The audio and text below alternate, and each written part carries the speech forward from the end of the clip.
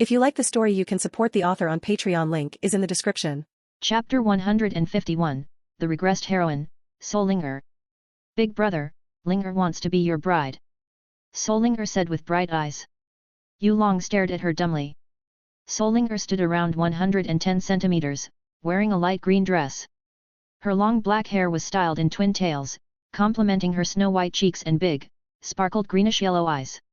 She looks 9 or 10 years old, a younger sister everyone wants to protect and head pats. Yes, adorable and bubbly. If you take something, whether by accident or not, you might tie onto unnecessary karma. Evil God's warning randomly appeared in Yulong's head. After the primordial era of God's end, the primal chaos is on the verge of destruction. It would try its best to recover, but how could such a large domain recover quickly? The answer is karma. The better one's innate karma is, the more primal chaos favored that individual. Your innate karma is tremendous, even more than a combination of me and other creation gods. So, be careful in your future endeavors, as the primal chaos might throw a horrible surprise at you. What bullshit? Yulong mumbled in annoyance. Bullshit. Soul Linger tilted her head, looking very confused. Oi, why are you teaching bad words to a young girl? Jasmine complained from the Sky Poison Pearl's dimension. Yulong's mouth twitched as Jasmine herself was a young girl. Yet she cursed a lot. It's like a pot calling the kettle black. Are you not ashamed of yourself? Yulong couldn't help but sigh. Anyway. Little girl, why did those bad guys kidnap you? Soul Linger blinked. Oh, yeah. You see, Linger was playing at the back of the mountain. And then those bad guys kidnapped Linger, saying the Grand Wake clan would pay Samson or something if they succeed. You mean ransom? Yes, random. You still get it wrong. And Linger still fights back, hee hee. So, I cried all the way. She lifted her nose proudly. Yulong was surprised that those people could stay sane when hearing Soul Linger cry. Any third-rate villain would shut Soul Linger's mouth forcibly. It seemed kidnapping her was important, after all. Yet, it's not like Yulong couldn't obtain more information about this matter. He has turned those bad guys into essence spheres, after all. Let's go. I will send you back home. Yulong extended his hand to Soul Linger. Soul Linger beamed and immediately hugged Yulong's arm. She felt safer than ever, feeling his muscular arm. Yulong didn't find Soul Linger acting weirdly, considering he was her savior. Still, Jasmine noticed something with a weird glimmer in her scarlet eyes. Yulong and Soul Linger flew to the sky, making the latter happily squeal. Whoa, so high. Soul Linger looked around with her big eyes. She couldn't help but giggle because this was her first time flying in the sky. Technically, it was Yulong who carried her around. However, Soul Linger felt like she was a bird in the azure sky. Yulong could see the karmic threads and his white and golden threads became thicker. Of course, not by much, but better than nothing. Interesting. Helping Soul Linger increase my good and innate karma. Although the effect of karma is invisible to one's sense, Evil God told Yulong someone with a big golden thread is luckier than others. As Yulong was in deep thought, one of the newly created essence spheres appeared in his mouth. He did it discreetly so Jasmine and Soul Linger couldn't see him swallowing an essence sphere. Gulp. A series of memories appeared in Yulong's head. It was like a floodgate getting opened, submerging his mind. He digested every piece of information, trying to piece things together. A minute later, a smile appeared on Yulong's face. I see, so that's why. Linger. He called the little girl out. Yes, big brother. Soul Linger immediately looked at him.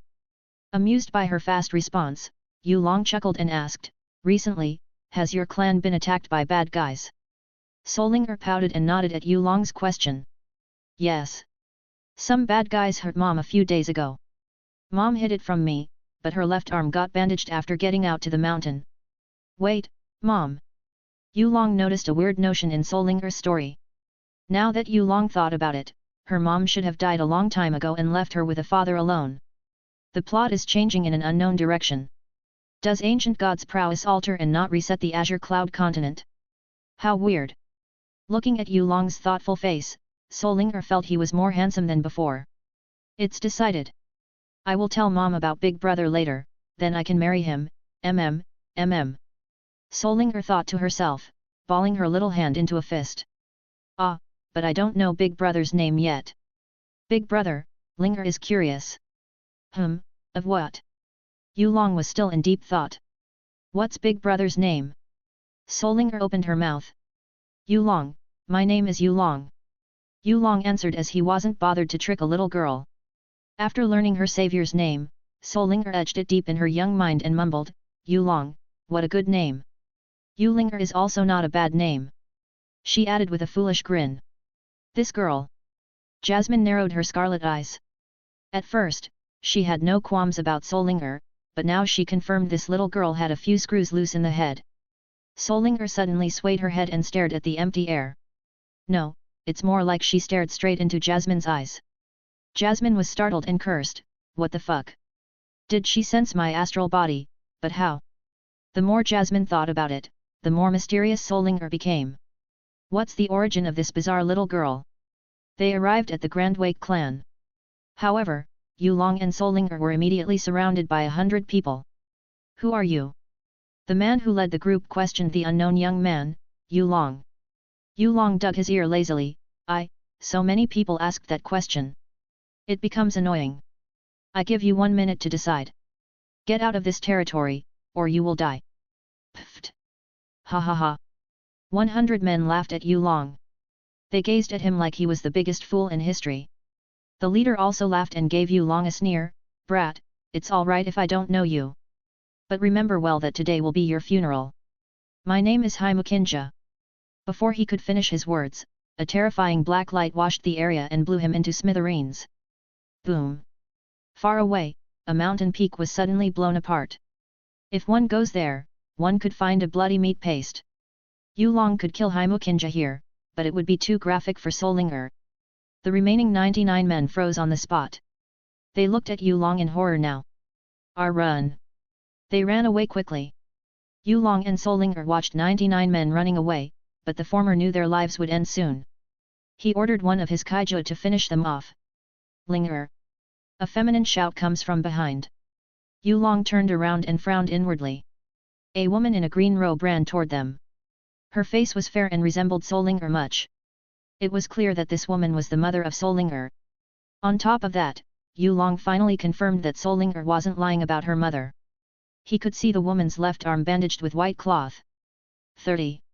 No, maybe younger. Her cultivation is only at the peak of the earth profound realm. Yulong thought to himself. Mom! Solinger ran and hugged the woman. She cried for a few seconds, whispering something into her mother's ear. The woman was stunned and looked at Yulong with an apologetic expression. He noticed a blush of shame on her face. She walked to Yulong and bowed, "Thank you for saving my daughter. Also, please don't mind her words." Yulong waved his hand and responded, "I understand. It's just a little girl's words. I won't take it seriously." The woman smiled and sighed in relief inside. "Once again, thank you for saving my daughter. My name is Su Miling. I'm the clan leader of the Grand Wake clan." Damn, the world's plot really changed. Yulong blamed the ancestral god for this. Chapter 152, Grand Wake clan. After some pleasantries, Su Miling invited Yulong into the Grand Wake clan. And the entire time, Solinger was hugging his arm tightly.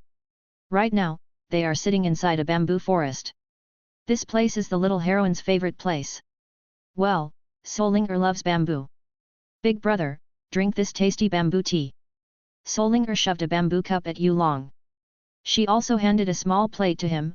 Oh, don't forget about these pickled bamboo shoots. They are so good. Yulong puts on a troubled expression as he drinks and eats everything Solinger gives him. He stared at Su Miling, finding a guilty look on her face.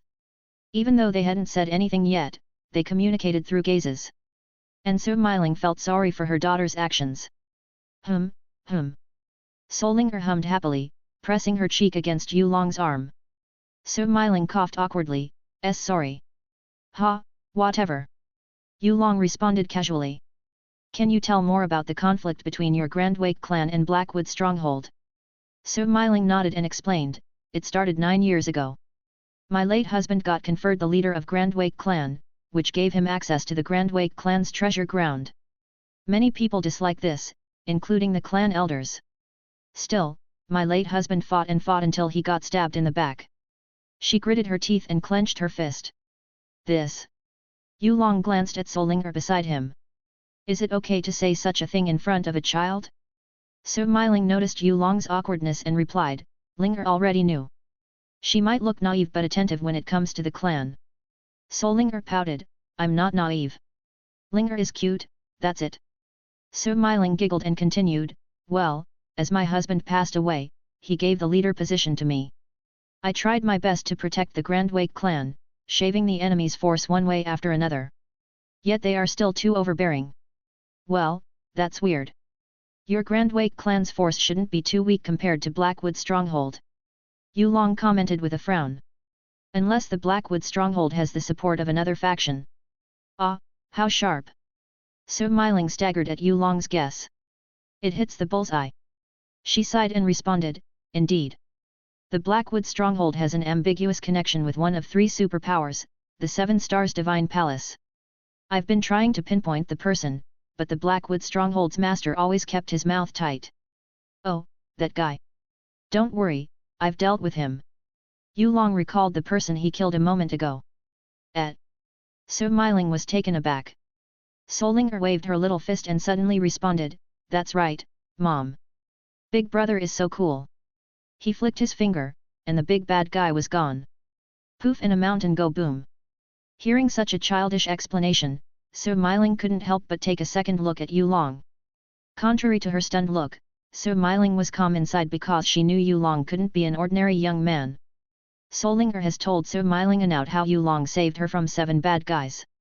It was almost instantaneous, with no trace behind it. From this alone, Smiling concluded Yulong as an Emperor Profound Realm expert. He might be even higher than that. He can't be an old monster, right? Smiling thought to herself. After all, someone who reached a high realm could return to their youthful appearance. No, that can't be. This young man is overflowing with vitality and youthfulness. He's less than 20 years old. The more Smiling thought about it, the more stunned she became. Young, very young. After praising Yulong in her heart, Smiling grabbed a bamboo cup and sipped the well-made tea. Savior, if I may know, are you from one of the superpowers? She asked immediately. Oh, you're not playing tricks first. Yulong smiled a little. Smiling shook her head and returned, in front of your power, trickery could only do so little. Yulong nodded in acknowledgement, that's true. I like how you were straight to the point. To answer your question, I'm not from any superpowers. Well, not from this continent, at least. You. Smiling was speechless. Her serene heart was momentarily knotted by Yulong's words because she understood what he meant. He was an outsider. How did you traverse over such a vast ocean? I mean, even if you flew over it, the ocean is simply boundless. She wasn't dumb as many people tried to cross the sea, but no one succeeded. Yulong shrugged, unfortunately, I can't tell you the method yet. Unless the Grand Wake clan agrees to my term. Don't tell me this was your intention from the beginning. How convenient was it for you to save my daughter? Smiling solemnly said. Haha, don't be too serious. I just found Grand Wake clan's situation interesting. Yulong laughed. As for saving Linger, it was merely a coincidence as I roamed around randomly. Even though it was a lie, Yulong doesn't care. He only wanted to test the water. The Azure Cloud continent he knew changed so much because of ancestral gods' interference. 7 Stars Divine Palace is a strong enemy, but I don't see them as a threat. I know you can't trust me yet. However, you should know about the Thousand Weapons Association nearby. That place is one of my faction's branches. Yulong patted Solinger and bade his farewell. You can visit me there. Well, see you soon. Solinger suddenly hugged empty air. Oh wah, is this magic? Mom, Big Brother is gone. Smiling wryly smiled while staring at the empty spot on the bench beside her daughter. If Yulong wanted, he could have kidnapped Solinger just like those people from the Blackwood Stronghold. However, he didn't. It shows just how confident Yulong was. He really didn't put the 7 Stars Divine Palace in his eyes. Smiling murmured. Incredible confidence, unknown power and background, and handsome face. What an interesting young man. Mom. Big brother Yulong is my prince. Solinger complained. Linger will be his bride in the future. Sure, sure. Su Miling giggled, hugging her daughter. Although she said that, she couldn't imagine a few wild things. Nevertheless, Su Miling sighed because she was a widow. Yulong couldn't possibly be interested in her. Linger, stay here, and don't play at the back of the mountain again. She warned her daughter. Okay. Solinger sensibly responded. But can we visit Big Brother Yulong later? Su Miling smiled and rubbed her daughter's head lovingly. Okay. Mom will hold a meeting with the elder first. Solinger sat back and munched pickled bamboo shoots. After pampering her daughter, Su Miling left the bamboo forest and returned to the Grand Wake clan's compound. Her bearing and composition suddenly changed into that of a cold CEO. Su Miling called one of her loyal attendants, check the condition of Blackwood stronghold. Yes, clan leader, said an individual in a black cloth. Su Miling walked to the clan's compound and entered a room filled with Grand Wake clan's elders. Elders, I have good news. The crowd of people that Haimukinja led has gotten defeated. She said calmly. Haimukinja is also confirmed dead. Impossible. The Grand Elder of the Grand Wake clan, Su Wangji, stood up. Miling, if you want to lie, at least make it believable. Even if I want to lie, I don't think a shameless old man like you has a word about it. Su Miling sneered in her heart. Sister-in-law, are you telling the truth? One man stood up as well. He's the brother of Su Miling's husband, Su Henjiu. Su Miling stared at the elders silently, as half of them weren't on her side. She coldly answered, you can confirm my statement by sending your attendant to the Blackwood mountain range. But you guys won't do it because you are a bunch of cowards. Su Miling, how dare you call me coward? Su Wangji shouted at Su Miling. Su Miling released her cultivation and chuckled, because you're a coward from the inside out. For 9 years, how many times have you helped the Grand Wake clan fight against the Blackwood stronghold? I could barely count it with my one hand. My husband died in the battle while you were hiding in the clan. Mother. A young man who shared some qualities with Su Miling called out. Calm down, let's talk this out.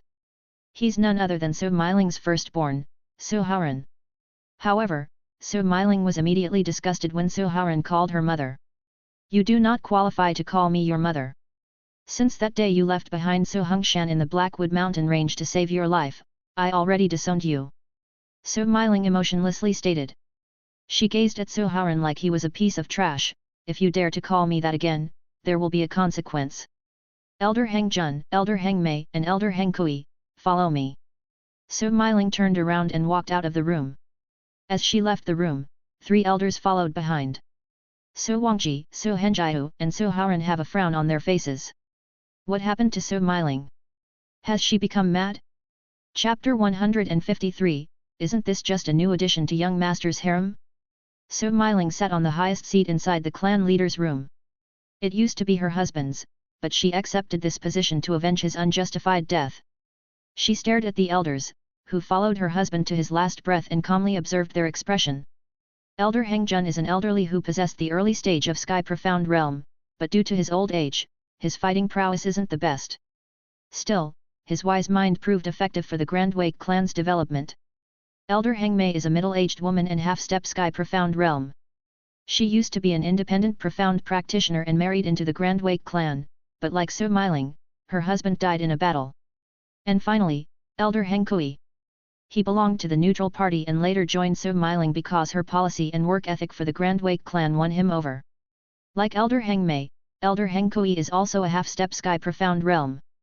Clan leader, is it true that Haimukinja has died? Elder Heng Kui asked with a troubled expression. Su Miling supported her chin with one hand and returned, are you questioning my words, Elder Heng Kui? No, no, I just want to confirm the truth. Elder Heng Kui raised his arms in defeat.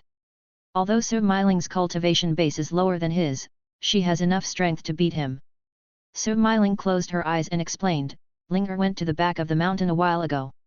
She got kidnapped by the Blackwood stronghold's people. Gasp. Is she okay? Elder Heng Mei panicked. We should search for Linger. Elder Heng Jun finally opened his mouth. Su Miling waved her hand, calm down, you two. Fortunately, a young man appeared and rescued Linger. On top of that, that young man even wiped the kidnappers and Himokinja himself. What? The three elders were shocked. Shocked. Smiling smiled at them. That young man's strength is like a bottomless abyss. I couldn't even sense the depth of it. And he has a deep confidence not to put 7 stars divine palace in his eyes. Before you judge his confidence as arrogance, he even left us a chance to collaborate. That's right, he extended an olive branch to us. Smiling's explanation sounds like a dream scenario in the three elders' ears. However, they knew Smiling's character, and she wouldn't like something this serious.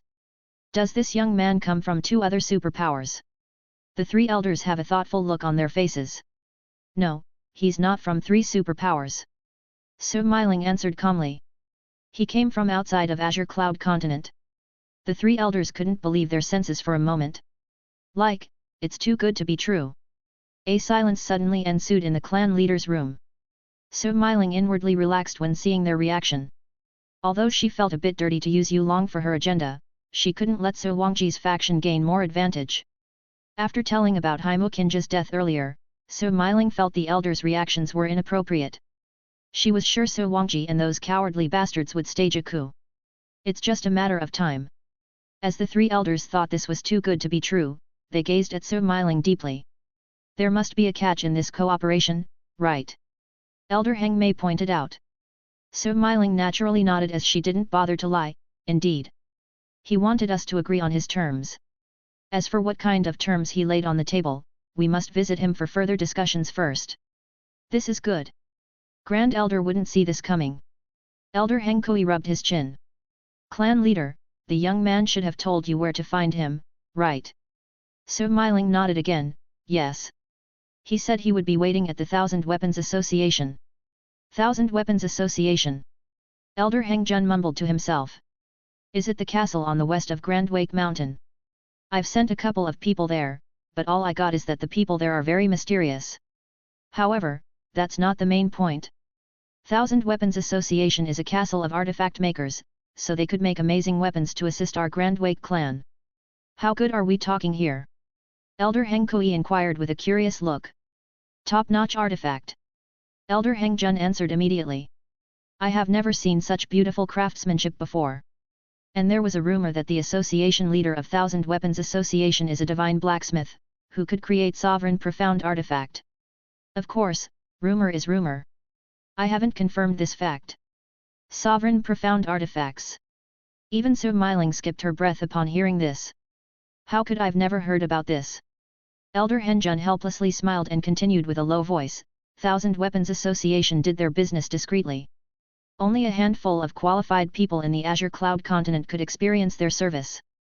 Now that I thought about it, it's within reasonable scope if they come from the outside, as I've never heard of them in my entire life. Elder Hengjun has lived over a century, after all. It's decided then, we will visit the Thousand Weapons Association. Smiling doesn't give them a chance to give up. And the three elders could only nod their heads dumbly. Okay, you may leave the room. After the three elders left, Smiling slumped on the clan leader's seat and rubbed her eyes slowly. She felt a wetness from her overflowing emotion because her hellish torture finally come to an end. Smiling rubbed the unique-looking key attached to the silver chain on her fair neck. Husband, the Grand Wake clan's crisis will be over soon. Your sacrifice for me and Linger won't be in vain. Don't worry, I will also avenge you. She added with rich killing intent. At night, 5 individuals left the Grand Wake clan. Mom, are we going to visit Big Brother Yulong? Solinger asked while rubbing her eyes. She was sleepy but also excited to meet her handsome prince again. The three elders looked at Smiling weirdly.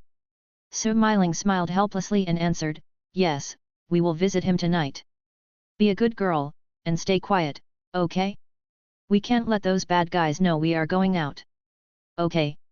Solinger nodded and whispered while making a playful shoe gesture. Smiling sighed and glanced at the Grand Wake clan. Hopefully, Yulong won't ask for too much.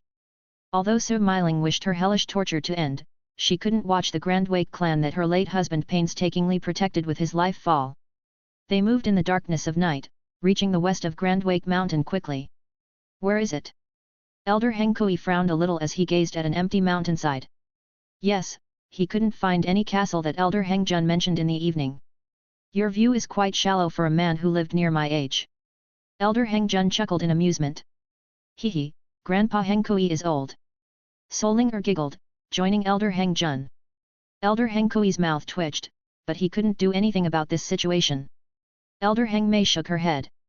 It was always like this when they brought the little princess of Grandwake clan out. Thankfully, Solinger is safer with them than the Grandwake clan. Elder Hengjun coughed and explained briefly, the Thousand Weapons Association is a mysterious organization.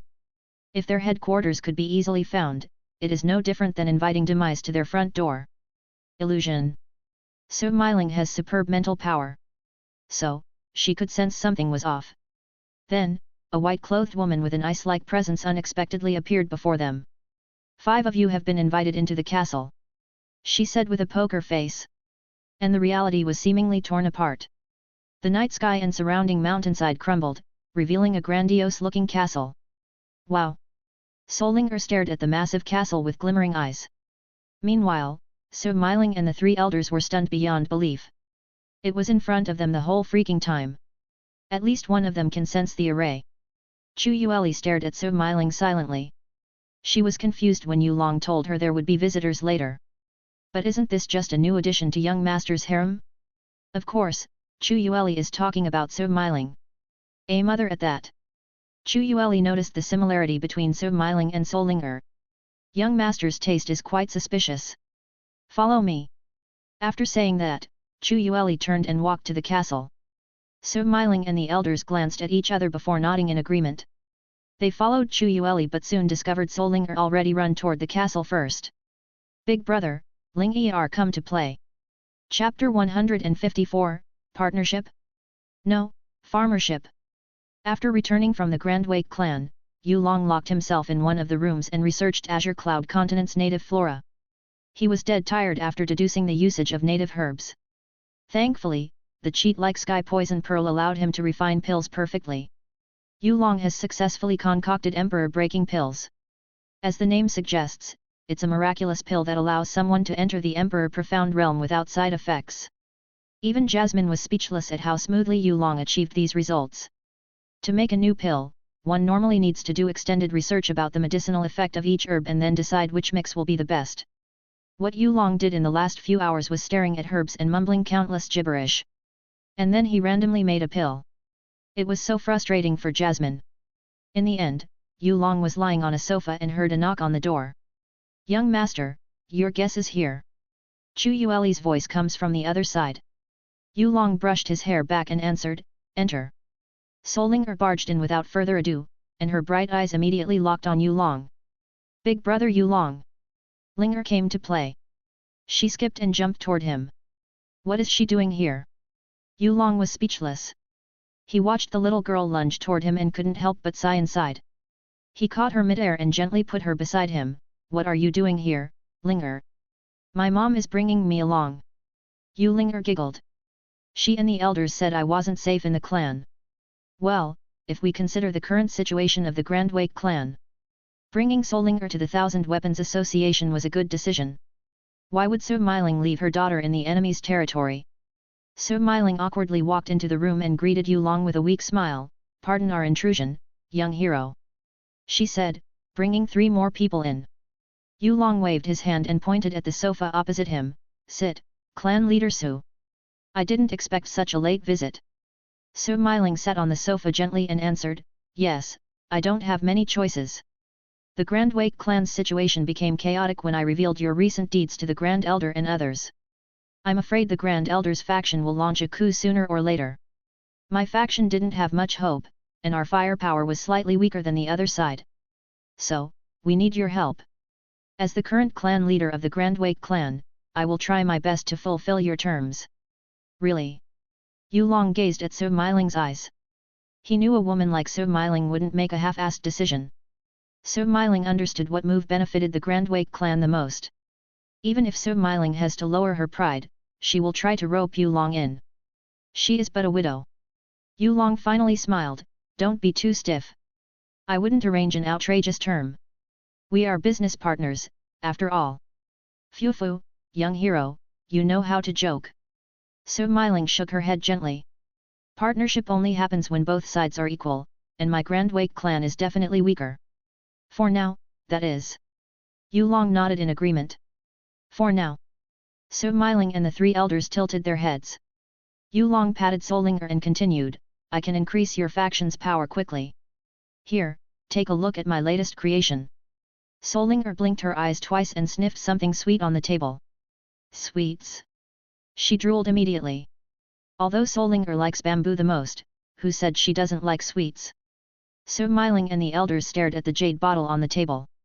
Go on, open it. Yulong confidently leaned on the sofa. Solinger picked up the jade bottle and opened the lid nervously, feeling her profound strength stir. Her eyes widened in shock because her cultivation base's bottleneck loosened rapidly. What is this pill? She only inhaled the medicinal scent. Yet the effect is so massive. This. What kind of pill is this, young hero? She asked Yulong. I've said it earlier. My new creation. Yulong answered casually. Oh, yet. I added strawberry flavor as well. I can make mint or mango ones if you want to. Linger want mango candy? Solinger raised her arm. Yulong grabbed one of the unsuitable products, which had a weak effect compared to the latest version of Emperor Breaking Pill but had better taste overall. Eat it slowly, or you will get a toothache. He handed a jade bottle to Solinger. Solinger smiled adorably, thank you, big brother. Yummy. She squeezed her cheeks, tasting the mango flavor. Smiling stared at this sight dumbly and felt the three elders drilling over her back. They wanted to check the pill as well. She wanted to ask for Yulong's permission first, and the latter agreed without much problem. Elder Heng Jun, Elder Heng Mei and Elder Heng Kui have their turn to check the Emperor Breaking Pills. Their expression is akin to someone who witnesses God or something. The elders' gazes toward Yulong even become more revered. How is it? Yulong flashed a small smile at them. Incredible pills. Smiling and the elders answered without hesitation. She sighed, unfortunately, the Grand Wake clan couldn't afford such a thing. It's all right. You can take that bottle for free. Yulong gave the elders a playful look. I still have a dozen of Emperor Breaking Pills. Emperor Breaking Pills. Smiling felt a chill in her spine. From the name alone, she could guess the effect of this pill. Young hero. Don't tell me, this pill. Yulong didn't bother to lie, yes, it can allow one to reach the Emperor Profound Realm. Of course, you need to be at the peak of Sky Profound Realm to consume this pill correctly. If not, the effect will get weaker. Also, your body will take more time to absorb it. You didn't say we can't consume right now. Smiling pointed solemnly. Yulong nodded and smirked, my Emperor Breaking Pills has no side effects. Aside from low absorption if you are below the peak of Sky Profound Realm, consuming right now will strengthen one's foundation and profound strength. You can also use this pill to break through into Sky Profound Realm and below. Still, I recommended Spirit Profound Realm and below to cut the pills into 2 portions. Young hero, you're a genius. Smiling praised Yulong. She realized no one in Azure Cloud Continent could achieve the same result as him. The same goes for the elders. They couldn't hide their excitement. Solinger licked her candy and proudly lifted her nose, my prince is a genius. Yulong leaned even more on the sofa, looking very lazy. Well, let's talk about my term now.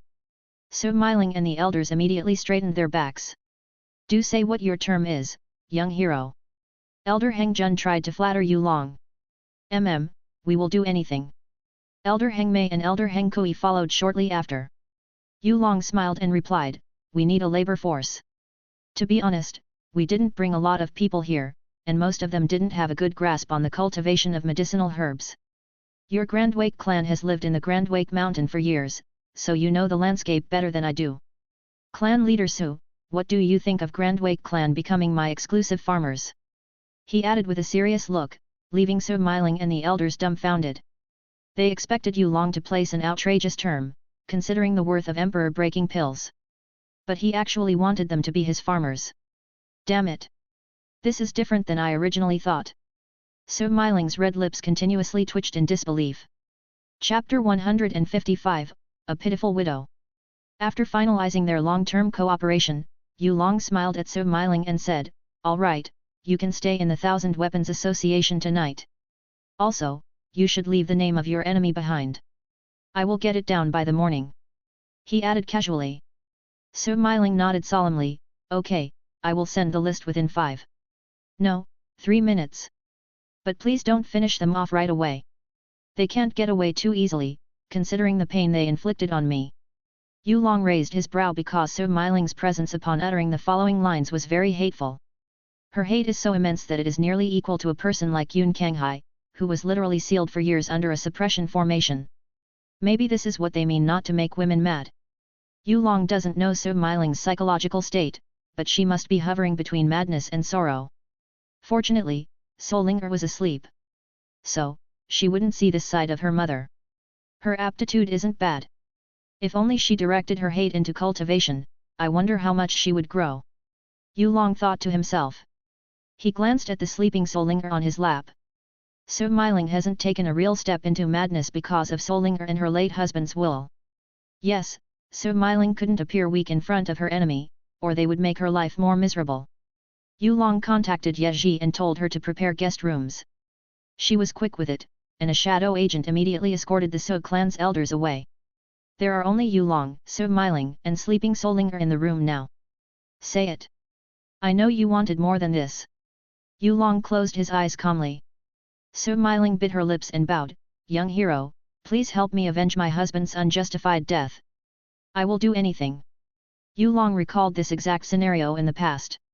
Kang Yu also uttered the same lines, but her morality won't allow her to do evil. Of course, that's the Kang Yu of the past. The current Blue Wind Empire's princess wasn't so naive anymore. On the other hand, Su Miling is really willing to do anything. Yes, even if she had to slaughter her way through. Give me your blood. Yu Long opened his mouth. Blood. Su Miling stood up and grabbed a clean cup on the table. She cut her palm with her sharp nail, allowing blood to drip into the container. There is no hesitation in her movement. She can be ruthless to herself. After the cup was quickly filled to the brim, Yu Long sighed and grabbed Su Miling's hand. Sometimes I don't know what you women have in mind. Yu Long said, healing Su Miling with the great way of Buddha's force. Su Miling smiled weakly, I want to escape this hell, young hero. Hell, hey. Yu Long nodded without much expression. You've gone through a lot. Yes. Su Miling lowered her head, feeling the warmness of Yu Long's strong hand. It was similar to her late husband, firm and filled with responsibility. They didn't say anything further, and Su Miling's bleeding palm recovered rapidly. There was no scar either. Done. Yu Long commented, but Su Miling seemingly didn't listen and sat beside him. Clan leader Su. He called her again. Can I lean on your shoulder, young hero? Su Miling finally responded with a low voice. Just for a couple of minutes. Before Yu Long could reply, Jasmine's determined voice echoed in his head. Let her. It's just 2 words but filled with sympathy. What's the matter? You usually would brand me as the evil scoundrel whenever I was close with women. Yu Long asked in surprise. Nothing in particular. This princess only pities this woman. She's different compared to those bimbos. Jasmine responded, hugging her knees as she saw her past image in Su Miling. Before meeting Yu Long, Jasmine hardly contains her hatred toward a certain golden-haired wench. She was thirsty for revenge and blood. She's calmer now, thanks to the power of desserts. Of course, she didn't forget her revenge and planned a killing strategy first. Yu Long let Su Miling rest her head on his shoulder. For a moment, the image of Yu Long, Su Miling, and Solinger looks like a family. The adult woman leans on the young man's shoulder to comfort herself. And the young girl innocently sleeps on the young man's lap, dreaming of a happy event. 5 minutes later, Su Miling wiped her tears and opened her eyes. She looked at Yu Long and immediately went for the business. There are 10 elders and many others in the Grand Elder's faction. You can clean everyone except 4 people. The Grand Elder, my husband's brother, and nephew. And finally, that despicable Su Haoran. Su Haoran, isn't he the older brother of Solinger? Yu Long was confused. Su Miling noticed Yu Long's confusion and added, Su Haoran is one of the masterminds behind my husband's death.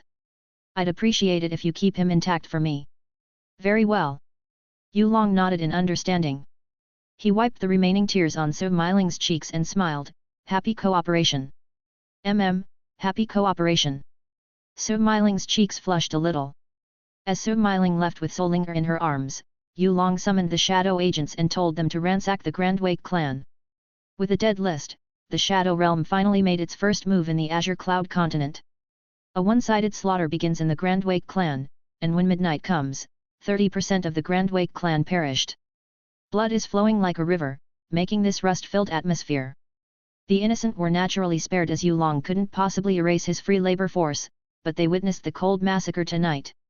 It shows no matter how scheming one is, it means nothing in front of absolute strength. In the morning, Yu Long ate breakfast with his wives and maids. Yu Long, I heard you invited a mistress last night. Kang Yu said while breaking a bone marrow. Yu Long coughed awkwardly and replied, Ahem, what do you mean by mistress? She's my business partner, the clan leader of the Grand Wake clan. Kang Yu rolled her eyes, yet. On top of that, she's also a widow with one daughter. A MILF. Gasp. Why Yu Long, I don't know you have such a taste. Xia Qingyu chimed in, leaving Yu Long speechless. MILF. Yu Long's mouth twitched as he shoved steak into their mouths. He glanced at Ye Ji nearby and asked, how was the mission? Easily done. Ye Ji answered with a pout. It wasn't even a challenge. The Grand Wake clan is so weak. You shouldn't say something like that in front of our guests. Yu Long helplessly glanced at the door, finding Su Miling and Solinger. Su Miling put on an understanding look and calmly said, it's fine. My Grand Wake clan is indeed weak. Thank you for inviting us for breakfast. Come in, take your seats. Yu Long waved his hand. Good morning, big brother. Solinger adorably made her entrance with a graceful twirl. Pfft, who is this kid? She is so adorable. Kang Yu looked down at Solinger. Solinger turned around and puffed her cheeks. Hello, beautiful big sister. My name is Solinger. Solinger, nice name. Kang Yu couldn't help but giggle. Women are indeed weak when it comes to adorable stuff. Even the calm Xia Qingyu was funnily betrayed by her feelings and stole a few glances at Solinger. In the end, Solinger sat between Kang Yu and Xia Qingyu. Su Miling sat opposite Yu Long and introduced herself to the group. As the ladies listened to Su Miling's brief story, they nodded and understood why she was coming here. I've captured the 4 people. You can visit them anytime in the dungeon. Yu Long stated while scooping his stew. So fast. Su Miling mumbled. Yu Long chuckled, all thanks to my subordinate. Let me introduce you to Ye Ji, the weapon master of Shadow Realm. Su Miling followed Yu Long's gaze and saw Ye Ji. Such a strong presence. She felt an indescribable shock as she couldn't grasp how powerful this woman in black was. Nice to meet you. Ye Ji gave her a nod. Su Miling maintained a professional look and replied, nice to meet you as well. Unknown to Su Miling, Yu Long's companions acknowledged her for maintaining such a calm look. A normal woman would be intimidated by Ye Ji's presence. Good. I've decided to put the Grand Wake clan under Shadow Realm's jurisdiction. Yu Long declared. And Su Miling will be the head chief of our medicinal field. I will do my best. Su Miling determinedly stared at Yu Long. After breakfast, Yu Long went to the Heavenly Abode Mountain. Yes, it's time to visit the Cloud's End Cliff. Chapter 156, Cloud's End Cliff. Heavenly Abode Mountain, Cloud's End Cliff. Yu Long stood on the edge of the cliff and peeked below. He couldn't see the depth of Cloud's End Cliff, as if this place was a bottomless abyss. If Yu Long hadn't read against the god in his previous life, he would not have visited this shady place. Well, the evil god's daughter lies deep inside this abyss. This place creeps the hell out of me. Jasmine appeared with a sour expression. Just what is this cliff? It radiates so much darkness, devil presence. Yu Long smiled and answered, this is the place that evil god wanted me to visit. Ah, so his daughter is here. Jasmine nodded in realization. Since evil god's wife is the heaven-smiting devil emperor, their child should be half god and devil race. It's understandable to stay in such a dark place. Yes, but there is much more. Yu Long suddenly jumped in. Jasmine's scarlet eyes widened in shock. Oi! Yu Long grinned as he dived into the cliff, feeling the air become colder and darkness envelop him. The Cloud's End Cliff is 40,000 kilometers deep, and Yu Long jumped in without any preparation. Soon, extreme dark energy tried to invade Yu Long's body and consciousness. But how could this pitiful yin, darkness, Energy affect Yulong, who practiced art of ghost to the extreme. Boom! Yulong landed on the ground with an eruption. He sent rebels everywhere and sighed, "Phew, that was deeper than I thought. As expected, we are on a whole another dimension. The Cloud's End cliff is actually the passage into this realm." Yulong patted the dust off his clothes and looked around, finding a flat land. Weirdly, this flat land seemingly extends endlessly for tens of thousands of kilometers in every direction. That's weird. Was the sense of distance warped in this dimension? "Jasmine, do you know something about this?" "Jasmine." Yulong called her again because she didn't respond to him the first time. Jasmine gritted her teeth and screamed, "You dummy! Why did you jump all of a sudden? You make me worried." Yulong smiled, "But I'm fine." Jasmine snorted and crossed her arms, "Don't do that again in front of this princess." "Fine, fine. Have any clue about my question earlier?" "No. I thought you'd know something like this. This princess is not your personal library of knowledge." "Well, you kinda are." Yulong thought to himself. Even though he received the evil god's knowledge, it was lacking in the natural law of primal chaos. Yes, evil god barely scraped something for Yulong. Roar! A heart-wrenching roar echoed in the abyss. Yulong activated his Insect King's vision powered by Art of Ghost's enhancement and saw a creature 300 meters away from them. It was 165 meters tall, its head was extremely wide, and it looked like a cross between a wolf and a bear. Its forelimbs were thick and stout, and its head and body bristled with white fangs. The sharp tips of those fangs shone with a hellish light that would send fear coursing through one's soul. A massive and long jet black tail was arched overhead, and the end of the tail gleamed with the same cold light that a blade would. Interesting. That is all Yulong could say at the moment. Meanwhile, Jasmine was terrified. N9 Desolate Devil Fang. So, that's the name of this cute creature. Yulong rubbed his chin. Jasmine's mouth twitched. What part of this primordial devil beast is cute? Damn it, I thought you lied about their existence in the Cloud's End cliff. Really, Jasmine? You thought I was lying about something like this?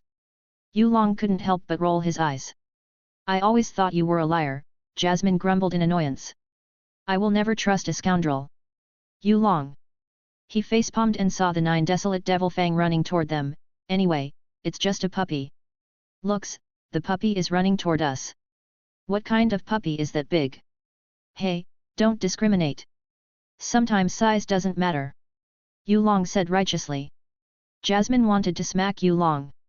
Unfortunately, she can't because the enormous dog is already pouncing on him. Yulong stretched his hand casually and manipulated his bone, causing white bones to stick out of his skin. As the bones fully out and merge into one, they become a comically large bone that dogs usually bite on. 9 Desolate Devil Fang stopped awkwardly and sniffed something delicious. Of course, it was delicious because Yulong's bones are rich with vitality and profound strength. To make it even better, he infused ghostly chi and a bit of primordial energy into the bone. Woof! 9 Desolate Devil Fang wagged its tail. It sat down and caused dirt to fly everywhere. Good boy! Yulong said with a little smile. Jasmine couldn't believe her eyes. What kind of sorcery is this? Yulong is the king of monsters, which means he could understand 9 Desolate Devil Fang's actions. God knows how long the poor puppy has gotten trapped in this abyss, so he must be hungry. He has tamed some mutated beasts in his previous life. It was a rare case and usually happened because the mutated beasts couldn't provide him with the preferred essence. 9 Desolate Devil Beast slumped on the floor, chewing Yulong's bone in delight. Yulong walked forward and stroked the devil puppy's head. You must be lonely here, hey. 9 Desolate Devil Beast whimpered, nodding its head. He sighed, Evil God, you should have told me about your plan, man. I'm confused with your damn deeds. Jasmine stayed quiet this whole time, still finding how Yulong tamed this primordial devil beast bizarre. After 9 Desolate Devil Fang was satisfied, it nudged Yulong. You want me to follow you? Yulong tilted his head. The primordial devil beast nodded and turned around to the vast darkness. Yulong shrugged and followed 9 Desolate Devil Fang. They encounter other primordial devil beasts, but Yulong gives them treats. They act like his loyal pets now. Of course, not all primordial devil beasts are reasonable. So Yulong killed those beasts and turned them into an essence sphere for further research. 3 hours later. Yulong and his primordial devil beast's followers arrived at the field of flowers. It's not your ordinary flower field because every flower here is netherworld Yudambara flower. Its stem and leaves are of a purplish-black color and about 3 meters tall. The bloomed flower was a pretty and flirtatious bright purple color. On its petals lingered a light purple mist that carried the breath of the netherworld, and while that mist drifted, it still faintly let out the crying and laughing sounds of the nether ghosts. Netherworld Yudambara flower is an object of yin and evil. It only grows in dark and cold lands. It took an entire 24 years to bloom once. The flower withers 3 days after blooming, repeating the cycle. It's reputed to be the most terrifying flower in existence. Approaching the flower will cause one's body to get corrupted by its sinister aura, which also damages one's soul.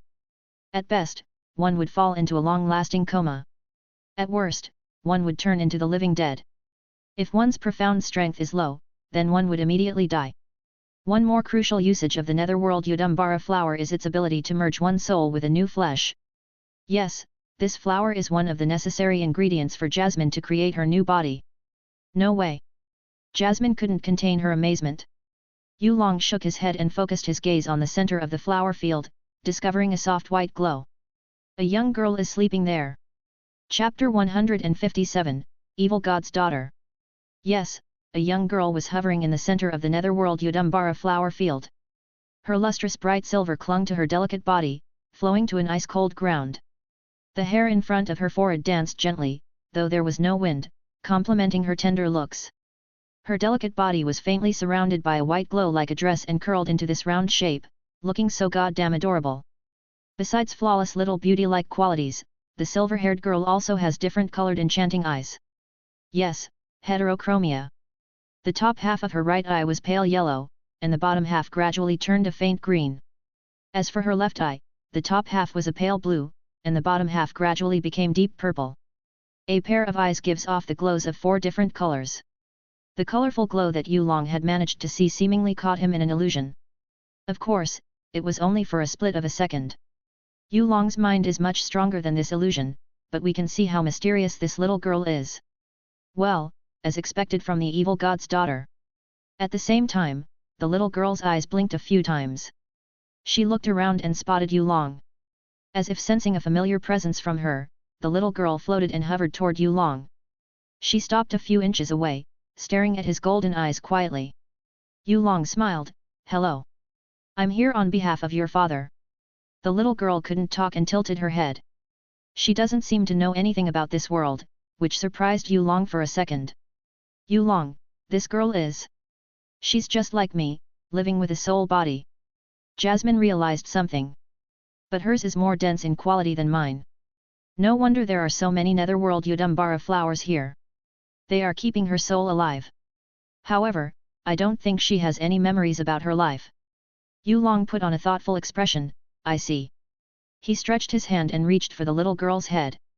She wasn't dodging his hand, allowing him to pat her head. "Do you want to follow me outside?"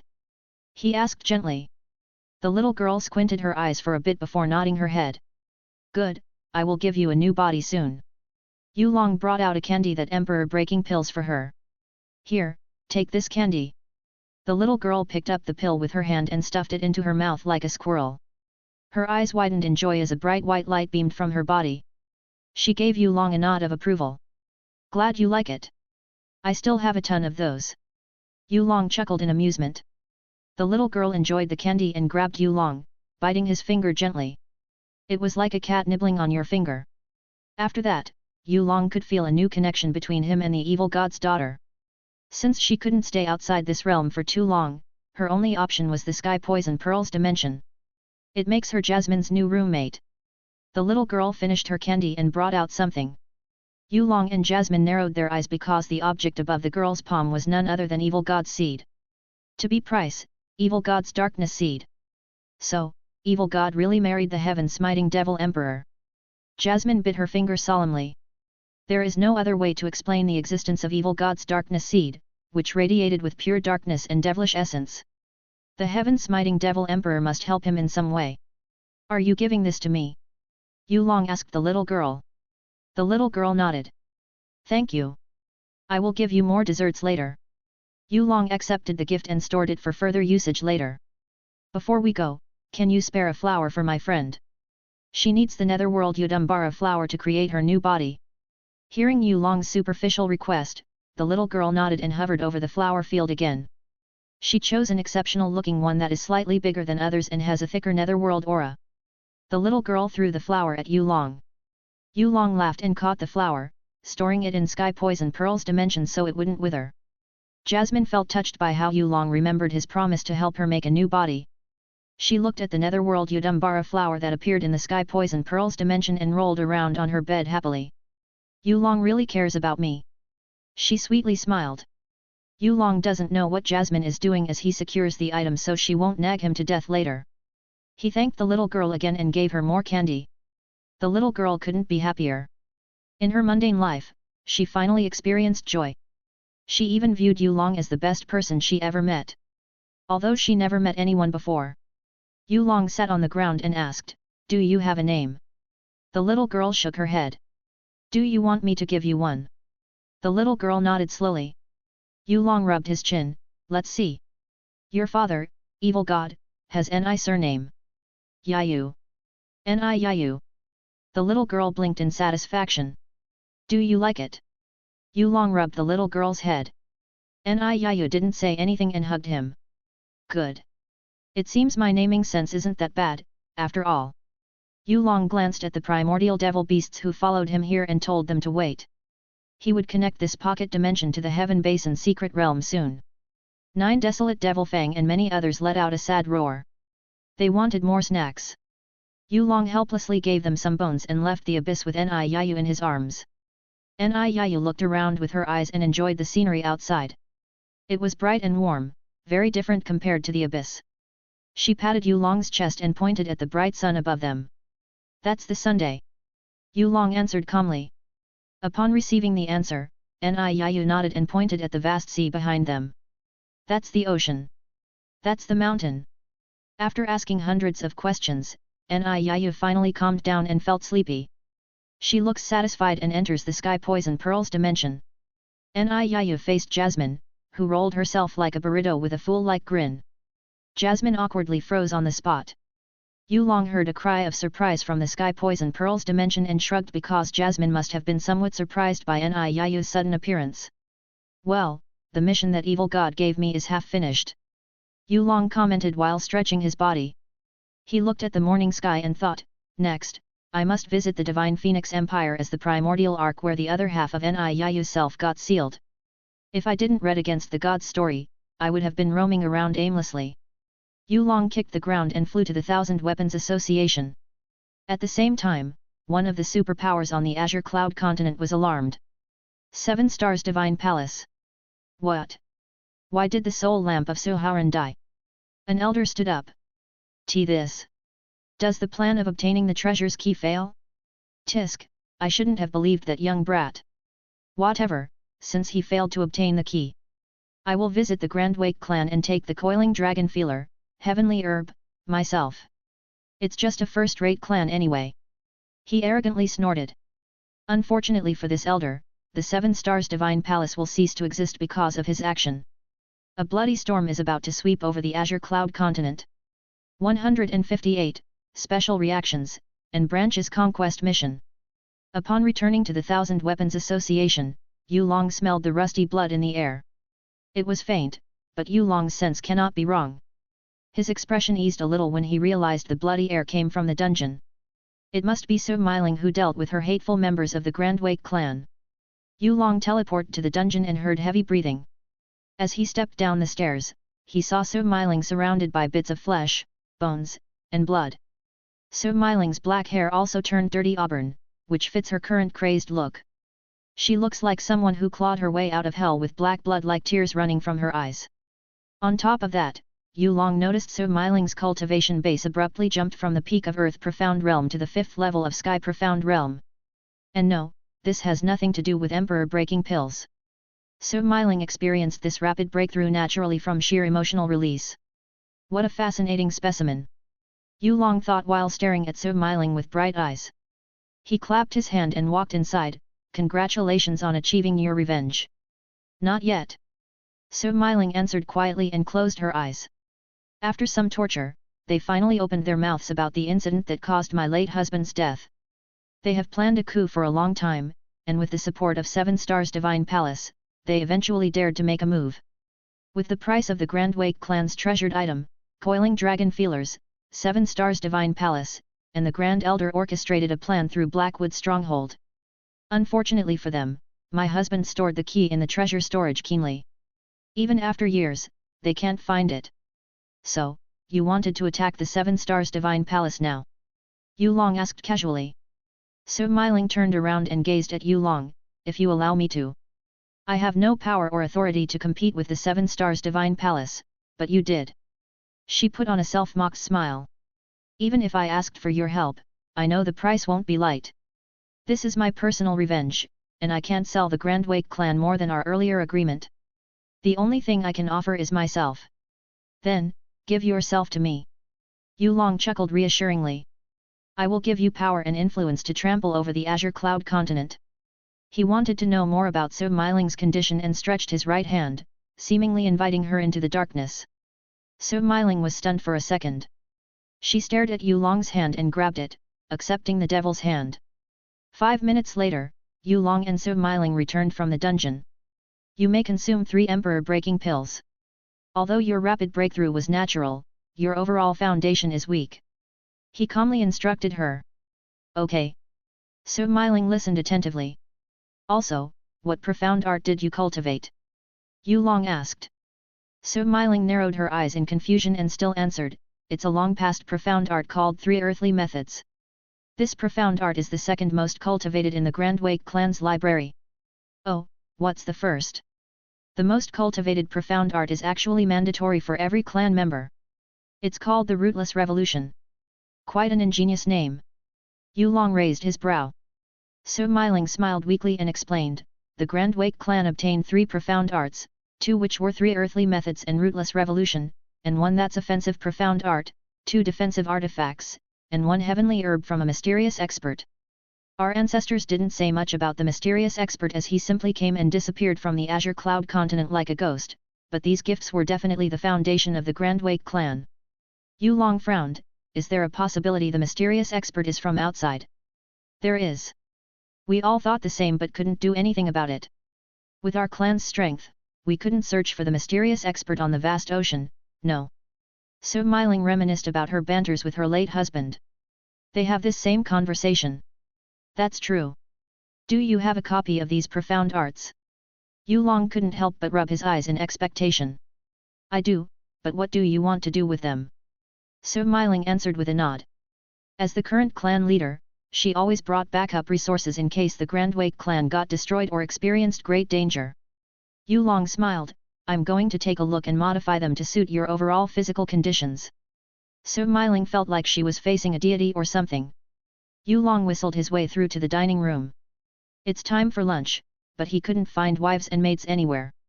Where are they? They are roaming around the Azure Cloud continent, said Yeji, who leaned against the door. Yulong turned around, and they didn't tell me beforehand.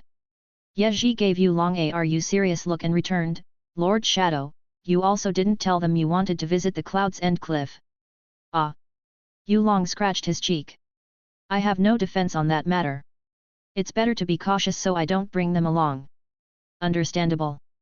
As a woman herself, Yeji knew the reason behind Shadow Bride's annoyance, but she also understood the intention behind Yulong's action. He's just being rational. She was curious about something, though. Lord Shadow, do you find something in the Cloud's End cliff? It was an abyss. Yulong replied while taking a seat. I encountered and tamed several primordial devil beasts. I also confirmed the death of our shadow agents. Some of the tamed primordial devil beasts told me they perished under the claws of aggressive devil-winged typhoon tiger. Well, the situation there is special. One couldn't fly, and the darkness energy slowly corrupted one's being. Thankfully, the shadow agents cultivated art of Reaper and art of Lesser Ghost, so they fought until their last breaths. Did you kill the beast? Yeji clenched her hand tightly. Yulong didn't say anything and threw something to the ground, staining the carpet with filthy black blood. It was a freshly decapitated tiger's head, which is 5 times bigger than a normal tiger. There is also a dense devil aura from it. Yeji's eyes radiated with coldness as she suddenly moved. She pulled a blade from the hidden sheath on her tights and began slashing the tiger's head continuously. Die, die, die. How dare you take my comrade's lives? Yulong watched this silently, allowing Yeji to vent her emotions. Then, he noticed something inside Yeji as if the hate overflowed in her profound veins and triggered a miraculous change similar to chemical reactions. It's just like smiling. Wait. Now that I think about it, Hongguan experienced a similar thing when we wiped the Heavenly Spear Thunderfire Fortress. Yulong was close to the truth. However, he couldn't get his hand into it directly. As Yulong deeply thought about something, Yeji's blade was finally covered by a thin layer of thunder and wind. Both elements came from her profound aspects, and she finally cut through the tiger's head. Just a reminder, the devil-winged devil tiger is around the peak of the divine origin realm. And Yeji, as a mortal profound practitioner, could damage its flesh and bones, showing her might. Cool your head. Yulong threw a towel at Yeji. I have another mission for you. Yeji wiped devil blood from her face. What is it? Destroy the 7 stars divine place as the opening for our shadow realm in the Azure Cloud continent. This. Yeji's cold eyes lit up. Yup, the very mission you wanted. Yulong grinned at her. Yeji bowed. Thank you, Lord Shadow. Yulong waved his hand and continued, it was part of a deal. I will give you 15 hours as I don't have much time left here. What's the matter? Yeji couldn't help but question. With Yulong's power, he shouldn't be tight on time. Yulong tapped the dining table and replied, well, something big will happen in the Heavenly Sword Villa. I left Hongguan and Lily there, but the incoming enemy is too much. Even for them. Yeji was shocked. She might hate Chu Yueli for taking her spot as the Shadow Bride, but she knew normal women couldn't have those positions. Hongguan and Lily are the most prominent shadow agents. They are the founders, and their legends resound in the shadow realm. Yet they couldn't handle this incoming enemy? They won't lose, but won't win either. Yulong laughed mysteriously. Dul-Ahan, the Death Knight, is not your average kaiju. However, it can be applied to Hongguan and Lily as well. They aren't your average women. They followed Yulong the longest than anyone in this world and possessed power that many hasn't witnessed. On top of that, Hongguan and Lily are his soon-to-be wives. Chapter 159, Shadow Legion moved, the Weapon Master's Might. After receiving the order from Yulong, Yeji immediately made her move. She knew there was no need for the Lord Shadow to partake in this lowly conquest, so she summoned the elite shadow agents in the 1000 Weapons Association. Sitting at a table, Yeji faced 15 shadow agents of her elite legion. They are shadow phantom just like her, but she was more powerful than them by a mile. Listen up, Lord Shadow has given us his order. She said calmly, making the shadow agents' hearts jump in excitement. Yeji smiled at them, I know that you're excited. I'm also excited. We finally can show Shadow Realm's power to the Azure Cloud continent. Lord Shadow, he gives us a big one this time. A mission to destroy the 7 Stars Divine Palace. Whoa! Long lives, Lord Shadow! The shadow agents collectively cried fanatically. They have stayed in the Azure Cloud continent for months, and it's time for their debut. Yeji clapped her hand and said, quiet, boys. We will make this clean and overpowering. So prepare your gear and meet me outside in 10 minutes. 10 minutes later. Yeji and 15 shadow agents moved from the 1000 Weapons Association. They flew over the Grand Wake Mountain and sensed an Emperor Profound expert rushing to the Grand Wake clan. They intercept the shady-looking elder and make him frown. Who are you people? The elder grumbled in displeasure. How dare you stop me? Yeji dug her ears and asked, what are you doing here in Grand Wake Mountain? Don't tell me you want to visit the Grand Wake clan and do some shady stuff. The elder narrowed his eyes at Yeji and gasped as he never found such a beautiful yet valiant-looking woman. Well, Yeji's figure is different compared to the thin standard. Oi, answer me. Yeji's expression darkened as she noticed the elder eyeing her with a nasty look. It disgusts her more than anything. Hey, woman. I will forget this offense, but you must warm my bed tonight. The elder grinned at Yeji. Yeji sighed and hovered, still hiding her cultivation base. From the elder's perspective, she was only in the early stage of Sky Profound Realm. The elder laughed because he thought Yeji agreed with him. Unfortunately for him, Yeji didn't come to his side for submission.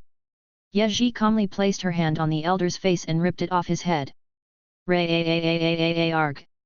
My face, my face! He let out a blood-curdling scream. Ye kept an apathetic expression and choked the elder's neck, bringing him up slowly. The elder kept wailing, "You bitch!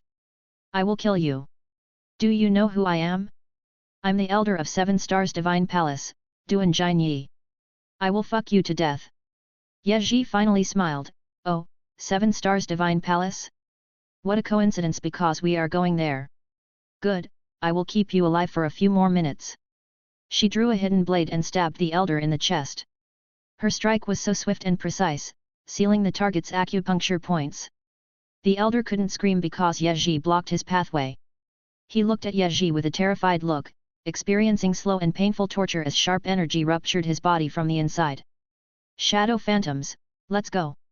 Ye kicked the air and flew to the 7 Stars Divine Palace. She dragged the elder along, making him look like a bloody ragdoll. 7 Stars Divine Palace. As Ye and the squad arrived at the 7 Stars Divine Palace, they didn't bother to conceal their presence. Before a mighty city-like palace, their collective bloodlust terrorized everyone. Ye opened her mouth, "Remember, kill anyone related to the 7 Stars Divine Palace." "Yes."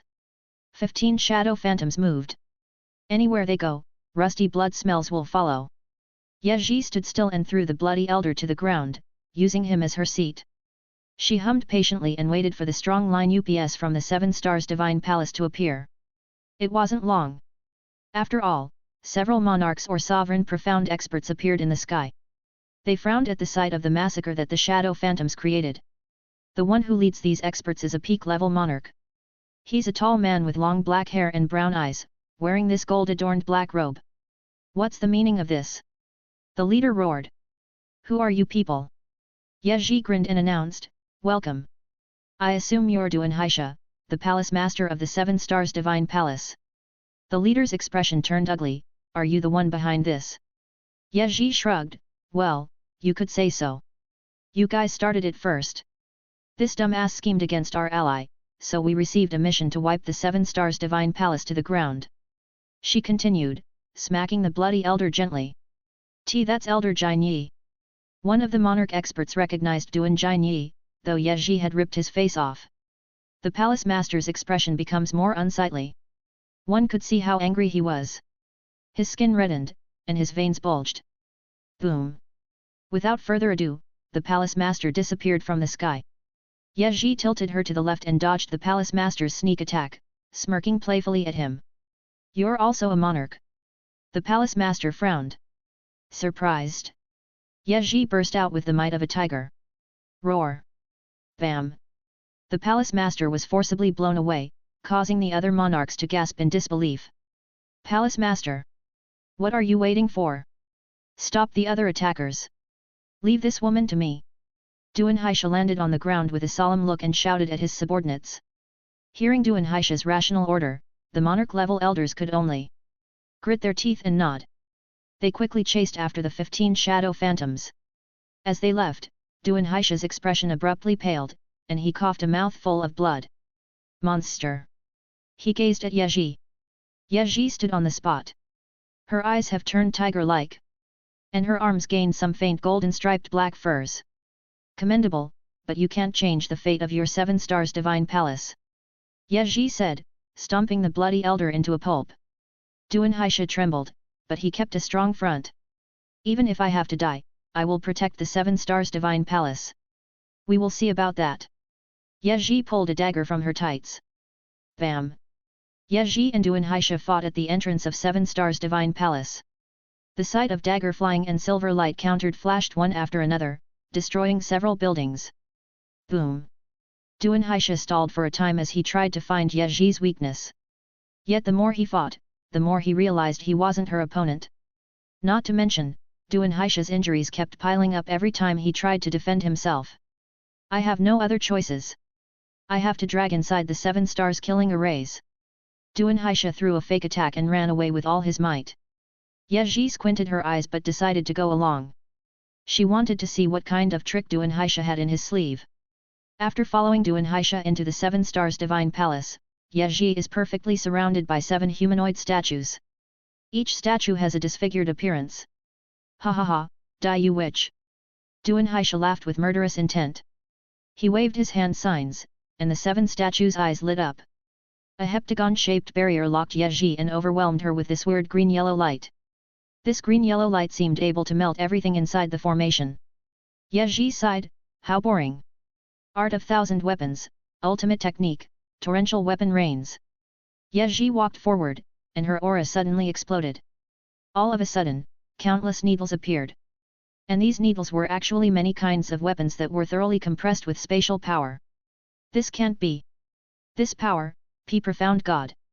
A blinding light filled Duan Haisha's vision as the spatial power released the compressed weapons in all directions. The 7 Stars Divine Palace experienced complete destruction with Yeji as its center. There are no massive palaces, tiled grounds, and statues. On the 1,000 miles of square land, the only thing left was a massive crater. The 7 Stars Divine Palace was destroyed.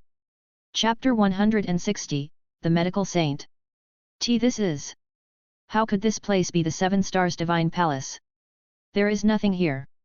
After receiving a message from Yeji, Yulong immediately brought Su Miling to the 7 Stars Divine Palace. However, the empty sight shook them. Su Miling stood on the flat ground with a shocked expression. Although she has been guessing the power of Yulong's organization, this is too much.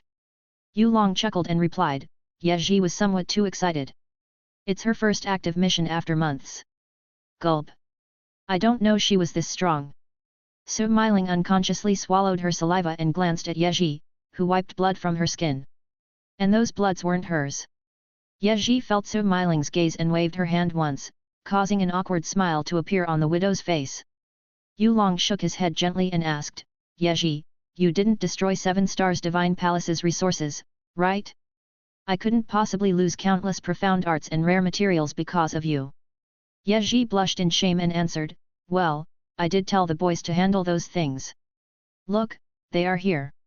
Lord Shadow, we have accumulated everything the best we could. One shadow agent stepped forward and presented a spatial ring to Yulong. Yulong didn't like the phrase the best we could from the shadow agent's mouth and checked the spatial ring's content. Yup, his hunch is valid. Yulong's mouth twitched because some books and herbs had this scorch mark. Well, I can always extract essences later. Yulong sighed helplessly. Even though Yeji razzied this place to the ground and literally evaporated everything, she couldn't erase the essence in the atmosphere. If the death wasn't too long, Yulong could extract even atomic essence with Kaiju Maker and form an essence sphere. The smell of death isn't weak. Yulong created essence spheres and stored them for later uses. He stuffed the spatial ring into his pocket and said, okay, let's return to the base. Lord Shadow, should we leave our mark first? Yeji couldn't help but utter her idea. You know, to mark the emergence of the Shadow Realm. What do you mean? You've marked the whole land already. Everyone stared at Yeji speechlessly. Do whatever you want. No, do it in moderation. Yulong was about to let Yeji loose again. But he quickly realized his mistake and fixed his order. Yeji smiled happily and began instructing her legion to move. They will make a grand speech for the Shadow Realm's appearance on this empty land. Yulong extended his hand to Su Miling, let's go. Su Miling nodded meekly and felt shy holding Yulong's hand, but she did it anyway. She has already given herself to him anyway. I didn't expect myself to be worth the destruction of 7 Stars Divine Palace. The Azure Cloud Continent won't be very calm soon. Su Miling felt Yulong's strong and warm hand. They quickly teleported away, leaving a swaying dust. Yulong and Su Miling suddenly appeared 100 miles from the land formerly used as the 7 Stars Divine Palace's ground, which confused the latter. They awkwardly hovered above a small lake. Why stop? Asked Su Miling. She could see a weird expression on Yulong's face. Meanwhile, Yulong was on alert. He raised his left hand and saw the sky poison pearl's mark flashing with green intensity. Jasmine, do you feel it as well? Yes, the other half of sky poison pearl is close. Jasmine answered while patting Niyu to sleep on her bed. Yulong closed his eyes because he believed the other half of sky poison pearl should be on the bottom of the Cloud's End cliff. However, his mind was foggy as he couldn't remember every detail. Did I forget about something? Yulong ransacked through his memories until he remembered an important detail. The protagonist's first master, The medical saint, Yungu. Yungu is also the possessor of Sky Poison Pearl before passing it to the protagonist, Yunche, prior to his death. Yulong facepalmed because he had forgotten such a detail. He blindsided this part of information as the ancestral god's influence on rewinding the Azure Cloud continent randomly due to his interference. Yulong used karmic sight. And as expected, his golden thread was gently tugged again just like when he was about to meet Solinger. "Follow me," Yulong said to Smiling and flew to the west. "Oh okay." Smiling and chased after him. Since she entered the sky profound realm a few hours ago, her profound floating technique is naturally poor. She barely kept up with Yulong as they traveled over a jungle. They arrived at the quiet part of the jungle and discovered a humble-looking shed. Some smoke came from the chimney, which meant someone lived there. Yulong knocked on the door. "Hello, does anyone live here?" Creak. As the door opened, Yulong and Smiling saw a thin-looking yet healthy elder. He had a long white beard, long white brows, and long white hair, yet his face was not the least bit covered with wrinkles, and his eyes were as clear as water. He wore this old but clean white robe. His entire figure felt like a hermit or maybe a secluded sage. "Hello, who might you be?" The elder smiled at Yulong calmly.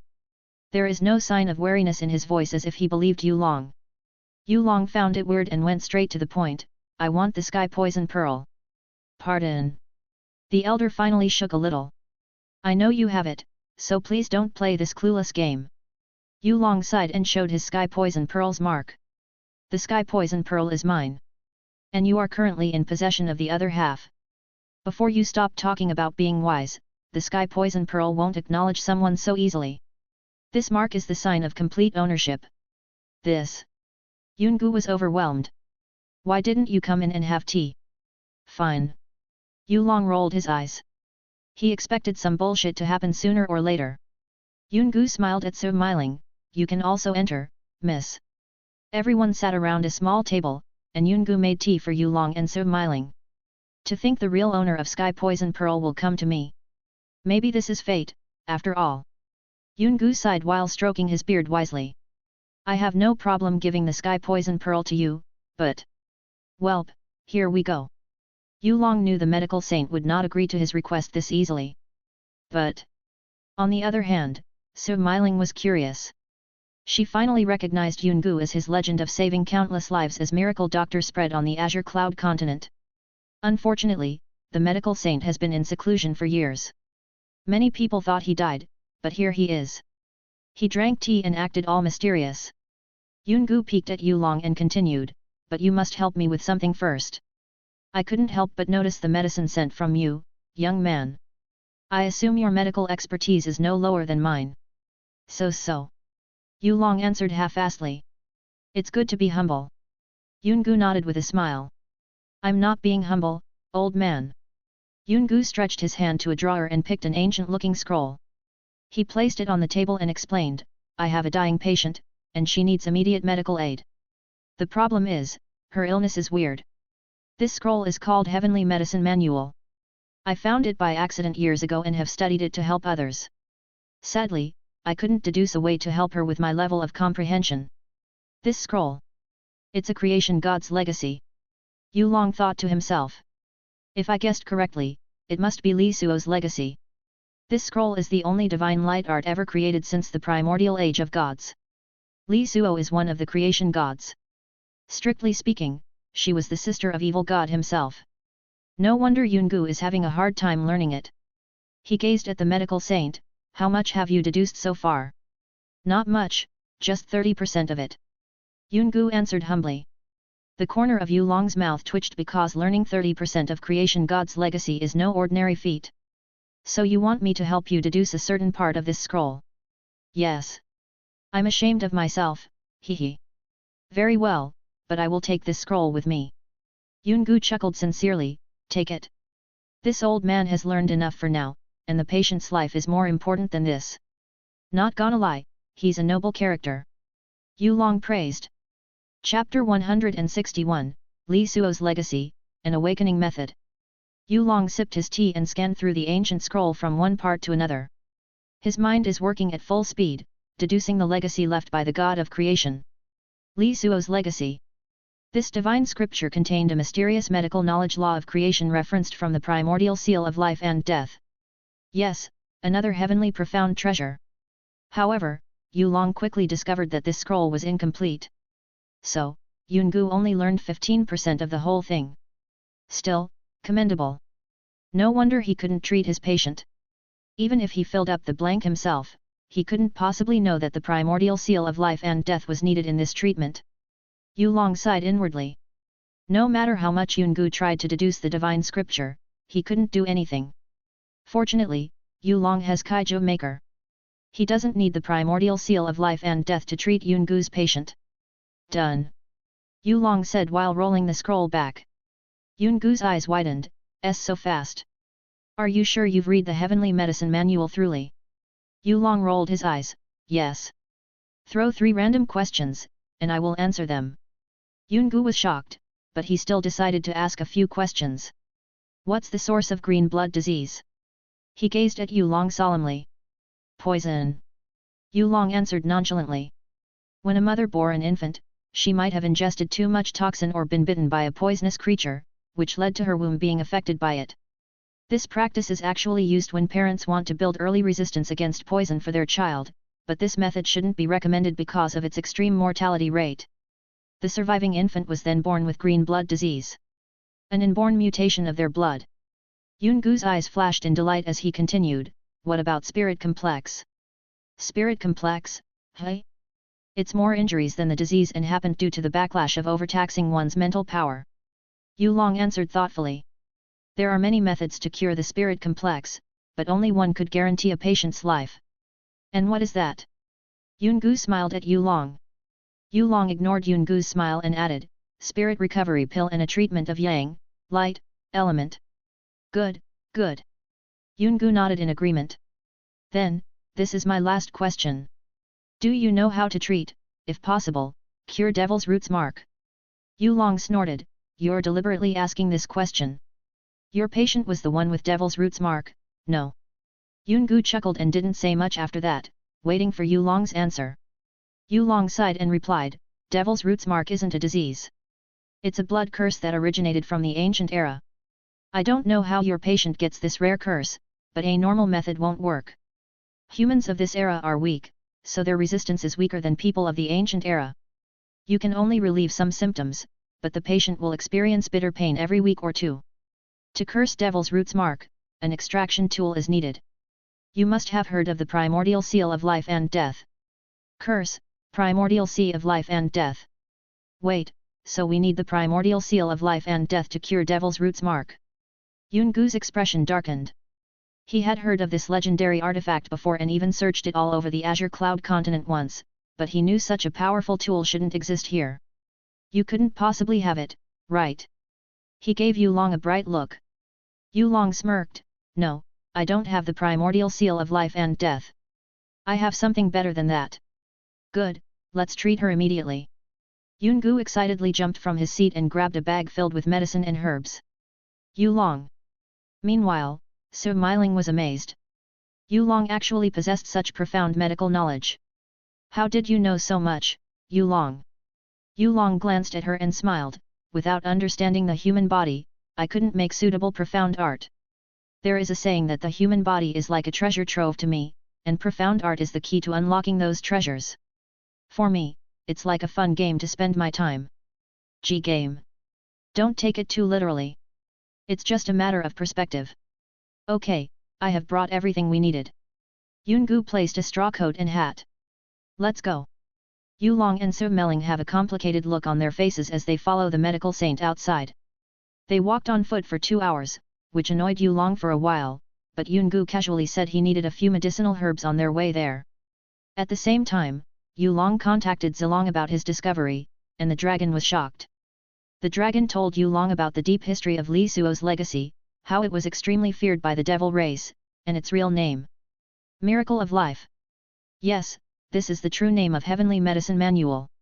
After collecting some herbs, they finally arrived at a small village with dilapidated wooden walls. It seems profound beasts were attacking this place recently. Yungu doesn't seem surprised by the village's condition and knocks on the entrance gate. This is Yungu. Please let me in. A head poked out of the gap carefully. Ah, Grandpa Gu. Chief, Grandpa Gu is here. The gate opened, and 7 people entered Yu Long's vision. Their weary appearance while wielding the makeshift weapons in their hands made Yu Long narrow his eyes slightly. Medical saint, they are. Su Miling opened her mouth slowly. This is a refugee camp. Recently, the profound beasts have become more aggressive, which led to the destruction of several villages. The survivor ran over the forest and settled here. Aggressive profound beast. Yu Long rubbed his chin. He observed the man who seemed to be the leader of this refugee camp and moved his gaze back to Yungu's back. The leader is a burly man with short brown hair and tattered clothes. He also wore leather armor on top made from profound beast skins, looking particularly tribal. As for his strength, the man is surprisingly only at the 7th level of Spirit Profound Realm. Doctor, you finally returned. The man said with an excited grin. Yungu calmly waved his hand and said, yes, nice to meet you again, Chief Dan. I'm here for little Naya. Chief Dan's grin widened even further. Of course, little Naya is waiting in her room as usual. We tried our best to control her condition, but your treatment will definitely save her life. These two are. He gazed at Yu Long and Su Miling. Yungu replied calmly, this young man is Yu Long. He's very skilled in the medical field and not inferior compared to me. As for the lady, she's Su Miling, Yu Long's companion. Although Yungu knew Su Miling was the leader of the Grand Wake clan, there is a limit to one's selfishness. He couldn't possibly drag someone to his nuisance. Chief Dan invited them inside the base, and Yu Long's eyes scanned over the wooden building. He was surprised to find these buildings being well built. They entered a small hut and met with a sick-looking young lady in a green dress. The dress is tattered and filled with patches, but it is not something a commoner could buy. Cough. Cough. She coughed profusely. The young lady's eyes lit up after seeing Yungu, Grandpa Gu. Little Naya, I come to treat your illness. Grandpa Gu smiled warmly. He couldn't bear seeing the sick girl's condition and told her to sit down. The young lady's name is Mu Naya. She was the only surviving member of the Mu family, who lived in the west but was recently massacred due to the profound beast's wave. Yungu made a medicinal brew to lessen Mu Naya's pain, and Yu Long checked her condition with Kaiju Maker. This, another case of awakening. Yu Long discovered that Mu Naya's condition is similar to Hongguan, Yeji, and Su Miling. She still has the Devil's Roots curse, which deteriorates her body from the inside out. However, the awakening from extreme emotions fought the curse back, like a regeneration power against cancer cells. Yu Long opened his mouth. Hey, do you feel a surge of power when witnessing your family's end? Mu Naya's body shook when hearing Yu Long's question. She clutched her head and began crying. Oh, no. Yu Long, what have you done? Yungu was speechless by this sudden outcome. Yu Long put his finger on the lip and hushed Yungu, which shut the medical saint. Mu Naya's tears dropped. It's my fault. I'm just a useless, spoiled brat. My father, mother, and brothers died because of me. Ah! She let out a scream of misery. Boom! An eruption of profound energy released from Mu Naya's body, and Yu Long quickly placed his hand on her forehead. Art of Violet Mist X Miracle of Life X Great Way of Buddha, Divine Light Recovery. Yu Long used 3 profound arts simultaneously, promoting intense healing properties in Mu Naya's body. He was gambling with Mu Naya's life right now, wanting to see the limit of this new awakening he discovered. Mu Naya's hair fell off, and a new one grew out. Her dry skin rejuvenated as the pores released filth inside her body. As if Yu Long gave her a baptism, Mu Naya rebirth anew with a method one had never heard before. Boom! Ha ha ha, success! Yu Long laughed inside. With the last eruption, a young woman currently stood on the ground. She has flawless skin and appearance, which could make any woman jealous. She might wear a tattered dress, but it gives off a fallen princess's atmosphere more than anything. Yu Long observed Mu Naya's body with Kaiju Maker and discovered her body was completely different than before. Profound energy flowed naturally into her body as if she was born for it. The most important transformation is that her genetic locks and chains are unlocked. Intense emotion. Rebirth anew. Opening genetic locks within oneself. Breaking the normal standard. Yu Long's mind went wild with this new discovery, and one memory from his past life flashed. In Yu Long's previous life, an S-rank Esper stood out among the crowds of awakeners. He used to be an F-rank cannon fodder but experienced intense emotion to the point he broke limitations in his body. In a true sense, he shattered the chains of fate bound to him. Everyone called him Desperado. Chapter 162, Desperado. A middle-aged man in futuristic-looking blue armor stood on the ragged building. His appearance is very ordinary, but he has this aura that makes one comfortable. Kid, your ability is much stronger than mine. He opened his mouth while gazing at the sky. I only can make things bend and accelerate, but yours transcended that. However, I have something you don't, kid. A grin plastered his face. What is it? A black-haired young man asked, grumbling in displeasure. The man rested his hands on his hip and laughed to the sky. Struggle. A man must struggle through hardship. The blood-pumping adrenaline and overflowing emotion will make one's ability mature, and yours is no different. I believe one day you will become just like me. A Desperado. Yulong blinked his eyes and stared at Munaya. She has transformed from a sick-looking girl to a healthy young woman with a beauty that could destroy a city. Not in the literal sense, obviously. Munaya stood silently, blinking in a wide range of emotions. Shock, bewilderment, fear, and sadness. She covered her face and cried again, why did this happen to me so late? If I have this much power, I can prevent those who protected me from dying. Ah! Lady Su, console her. Medical saint and I will wait outside. Yulong said while grabbing Yungu by his collar. Wait. Yungu was forcibly dragged by Yulong out. What was that? Asked the medical saint as soon as they walked out of the shed. Yulong kept a poker face, it's nothing. All that matters is that I've cured your patient, which fulfilled my part of the deal. You need to fulfill yours now. The corner of Yungu's mouth twitched because Yulong wouldn't answer his curiosity. Even though Yungu would check Munaya's situation later, he doubted he could find the reason behind her sudden transformation. It was magical and didn't look or feel related to anything recorded inside the Heavenly Medicine Manual, Miracle of Life. He hides something from me. Yungu laughed wryly. He sighed and picked a green-colored sphere from his medicine bag. It was well concealed, so a normal profound probing won't find it. Here. He handed the sky poison pearl to Yulong. Yulong grabbed the sky poison pearl with his left hand and felt the connection with it. A blinding green light appeared on his palm as the two sky poison pearls merged into one again, creating the perfect heavenly profound treasure. Jasmine and Yayu felt a jolt as the dimension they currently lived in expanded rapidly. The space stretched so much that Jasmine couldn't see the end of it. So this is Sky Poison Pearl's dimension at its peak. Jasmine mumbled in awe. Amazing indeed. Unfortunately, the Sky Poison Pearl's artifact spirit has perished. Heavenly profound treasures are famous in the primal chaos. Their appearance could cause a sensation. Jasmine knew one of the heavenly profound treasures, the Eternal Heaven Pearl, was known publicly in the realm of gods. It has a living artifact spirit, which could control the time-space inside the Eternal Heaven Pearl. There is an event where geniuses of the upper realm competed against each other for the spots in the Eternal Heaven Pearl because it possessed unrivaled temporal power.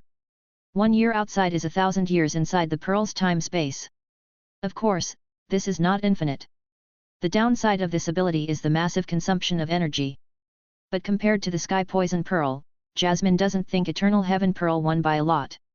The artifact spirit might die, but... It won't take long for the Sky Poison Pearl to recover its toxicity. When the time comes, even a more powerful poison than the absolute god-slaying poison will be born. Jasmine couldn't wait to see the golden-haired bitch's face paled in fear. Yayu didn't feel much change. She only felt the Sky Poison Pearl's dimension become more familiar but didn't think much of it. After that, Yayu went to sleep and left Jasmine alone in her sweet imagination. Back to Yulong, he explored Sky Poison Pearl's abilities with his mind. Infinite space storage has become much more solid. As for the poison's generation, it was slowly recovering. Thanks to recovering Sky Poison Pearl to its complete form, Yulong's innate karma also becomes stronger. Well, by a small margin, that is. It's better than nothing. Yulong thought to himself. He stared at the sky. It's going to be dark soon. I will do you a favor and clean the area. The refugee camp shouldn't have a problem with profound beasts anymore. I will thank you on the behalf of the refugees. Yungu couldn't help but smile at Yulong's kindness. To think an indifferent young man like him has this kind of side is excellent. Yulong waved his hand and ordered Muzan to do some slaughters. It's a proper time to harvest the essence of Azure Cloud Continent's profound beasts. Desperado. Yulong must get the end of it. Kaiju Maker could evolve even further. After a while, Smiling invited Yulong inside. Sorry, medical saint. Munaya said she wanted a private time with Yulong. Smiling rejected Yungu when he wanted to go inside as well. Why is the treatment so different? Is it because I'm an old man? Yungu was speechless. Smiling walked and guarded the door gingerly. Don't be like that, medical saint. Munaya only wanted to say a few things to Yulong. He saved her life, after all. And I treated her for months. Yungu sighed and ground some herbs instead. Inside, Yulong found Munaya on the edge of the bed. She also wore a blue dress, which was supposed to be Smiling's, as they appeared looser. It added a certain charm to her. Thank you. Munaya said while lowering her head. Thank you for curing my devil's roots curse. Yulong grabbed a poorly made wooden chair and sat. It's nothing. The medical saint made a deal with me. I see. Munaya's eyes lit up in realization. Then, what should I do? Revenge. Yulong answered casually. You watched your family die, no? Then, go and kill those profound beasts back. But my strength. I'm only in the third stage of spirit profound realm. Yes, Desperado's awakening won't significantly increase one's strength. It depends from person to person. In Munaya's case, she awakened a special physique that made her cultivation speed skyrocket and naturally synchronize with the surrounding profound strength. She shouldn't have a problem cultivating high-tier profound arts. Yulong shook his head and said, you can always train to become stronger. Don't give up before you even start. Unless you wanted to waste my efforts a few minutes ago. Yulong doesn't want the first Desperado, who underwent a complete awakening, to waste her talent. Not to mention, Munaya's worth for his research is plenty. Munaya lowered her head. Hey, raise your head and look me in the eyes. Yulong's cold voice echoed in the room. Munaya instinctively raised her head and gazed at Yulong's rich golden eyes. She was stunned because she hadn't noticed such a beautiful pair of eyes before. It is probably because of her trauma and anxiety. Say it. Tell me what you desire. I want to become stronger. Munaya shouted. Yulong smiled, becoming stronger it is. I will leave behind some profound arts, you decide which ones you want to cultivate yourself, and a spatial ring filled with resources. Within a month, I want you to reach Sky Profound Realm and visit Grand Wake Mountain. Go to the Thousand Weapons Association, and a woman named Yeji will train you further. Goodbye, I will see you in a month. Yulong stood up and walked away. 4 books appeared on Munaya's lap, and a spatial ring appeared on her hand magically. Gulp. Munaya swallowed her saliva because she felt like she was making a deal with the devil. Even then, she still bowed to the chair Yulong sat on earlier in gratitude. Let's go, we don't have much time left. Yulong said to Smiling when he walked out of the shed. Smiling nodded, and they flew away without saying a word to Yungu. Yungu stroked his beard. How heartless. At the same time, a headless knight traversed over the dimension with his death steed and quickly approached the blue pole star. Behind him is an army of headless creatures. Fran. A hoarse voice echoed. I will find you. You can run, but you can't hide. Chapter 163, Tisk, what a motherfucker. After dealing with Yungu's dilemma, Yulong and Smiling returned to the Thousand Weapons Association. It was quite a weird part of their brief adventure, but the harvest was enormous. Li Suo's legacy. Completing Sky Poison Pearl. And finally, the discovery of Desperado Awakening. The matter of Desperado awakened Yulong's core memory, a new height he couldn't achieve in his previous life.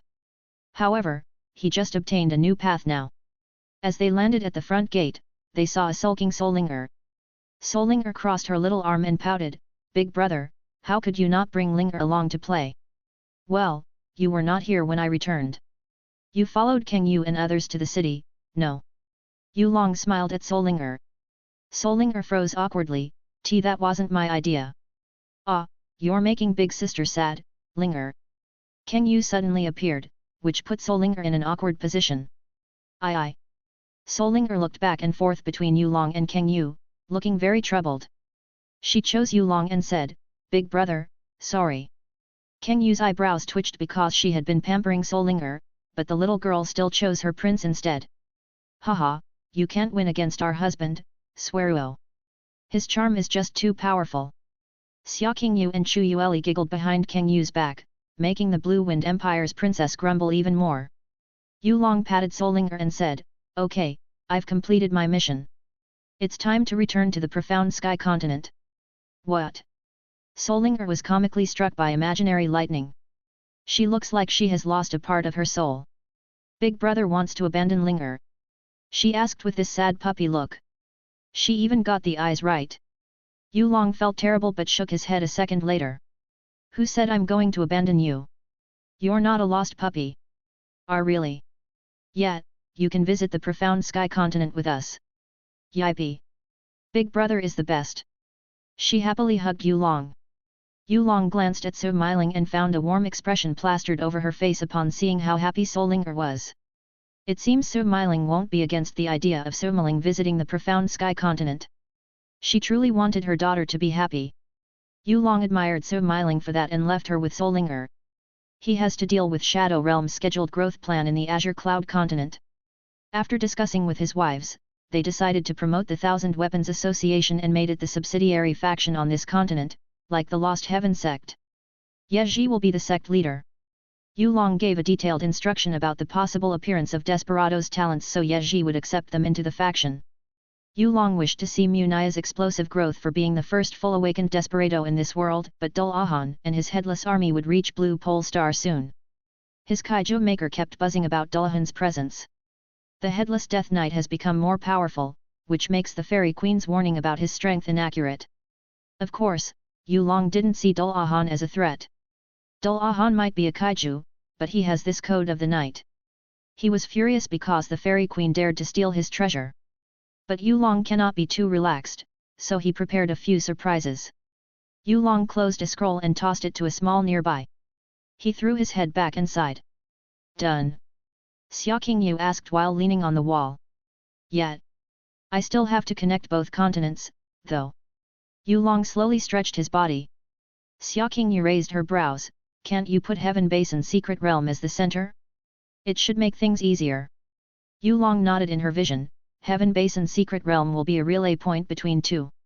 No, 3 continents soon. We need a new name for the Heaven Basin Secret Realm. Give me a spark or something. Xia Qingyu pondered and answered, 4 Seasons Realm?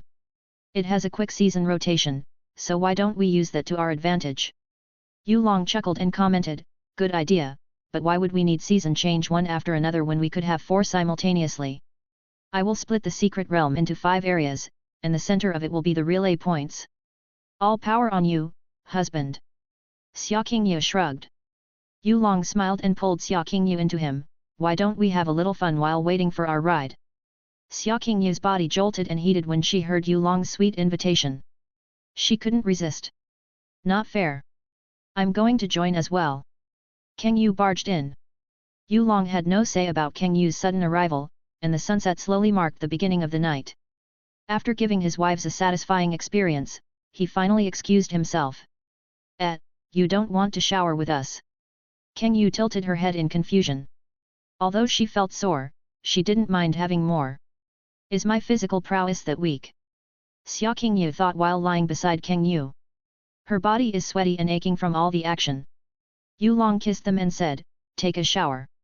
Zilong will pick us up in an hour. I'm off to give Smiling another part of the deal. Oh, you're going to give the MILF more attention. Kang Yu said with a foxy look. Yu Long flicked Kang Yu's forehead, the things I want to give are profound arts.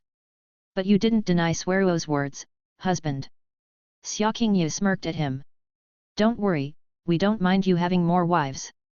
No comment. Yu Long turned around and hurriedly walked away.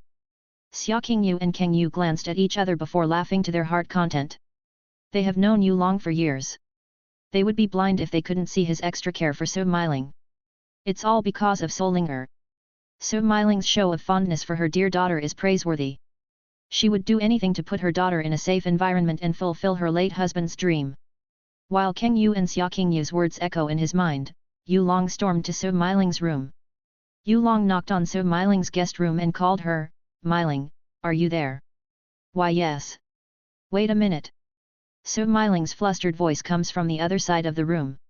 Yu Long could hear her panicked movement, and the door opened a minute later. Su Miling sheepishly stood on the floor, basking in a misty glow. Her auburn is wet, probably because she just had a shower. However, what shocked Yu Long was the fact she wore this skimpy purple sleeping robe, which wrapped and enhanced her curves just right. She's business partner, Yu Long kept his desire in check. She's a business partner, don't touch her. But she gives herself to me already. Yu Long. Su Miling's words were like honey. Oh, you're going to give the MILF more attention.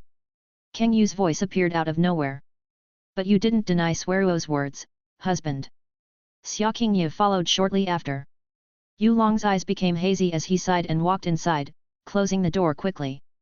Su Miling was surprised by his sudden action, feeling her heart tremble in frustrated hunger. Is he going to take me right here, right now? She audibly swallowed her saliva. They didn't say anything for a while, but their eyes stared at each other as if conveying their feelings. Su Miling closed her eyes and felt Yu Long take her lips. She gasped, bursting with pent-up soul frustration. The mood gradually turned toasty. Their bodies' heats rose passionately.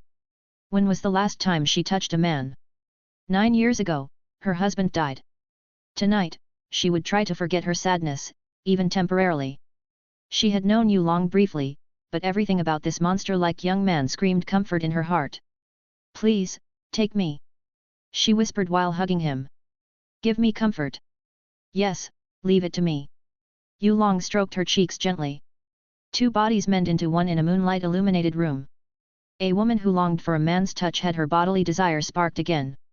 And a young man finally has a taste of an adult woman. It was very short but felt like an eternity for both of them.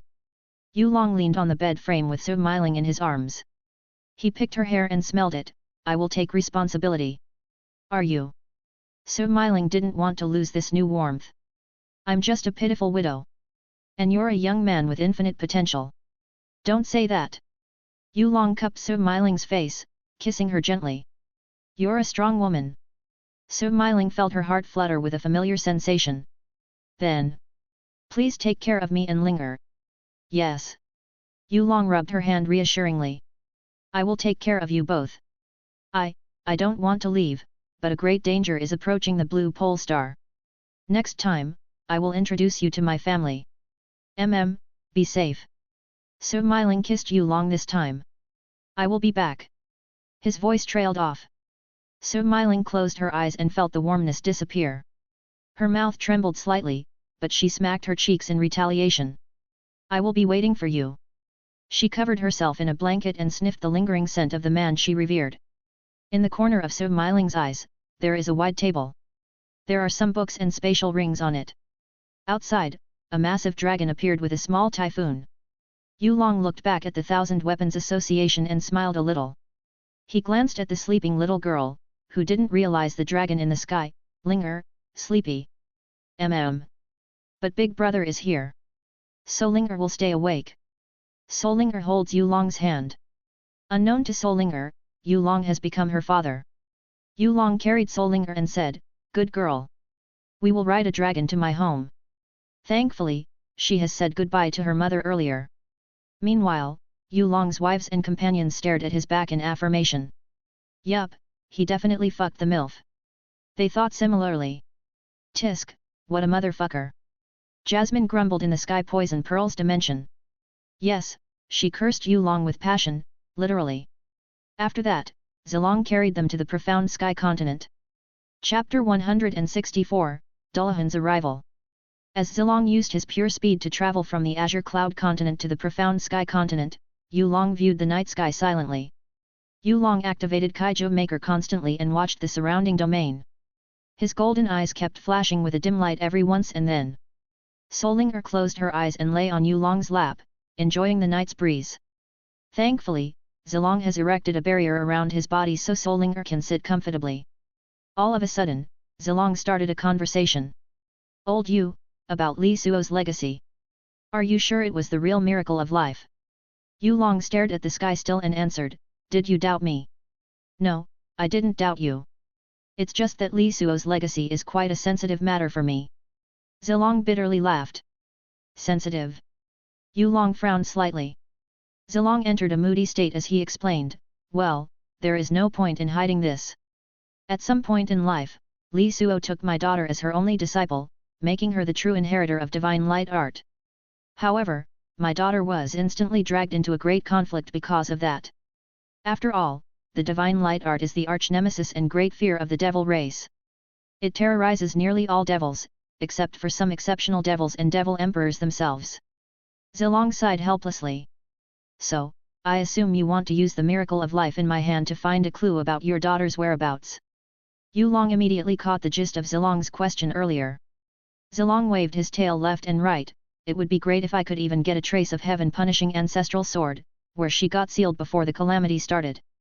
Yulong didn't respond and sent the miracle of life straight to Zilong's pocket space. Take it. He silently gazed at the moon. I learned it already. Damn. Zilong couldn't help but curse.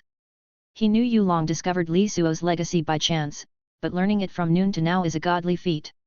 Even his daughter wasn't this abnormal. Thanks.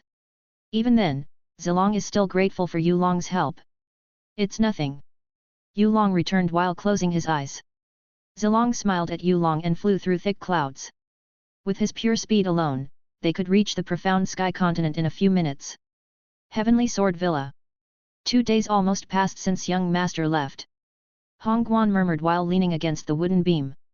She glanced at the corner and saw Lily with Freya discussing something. She shook her head gently and added, my senses are telling me to prepare for a massive fight. Freya, just how powerful Dol-Ahan is. Freya put on a solemn look, the last time I met Dol-Ahan, he was at the peak of Divine Soul Realm. However, we cannot erase the possibility of him becoming stronger.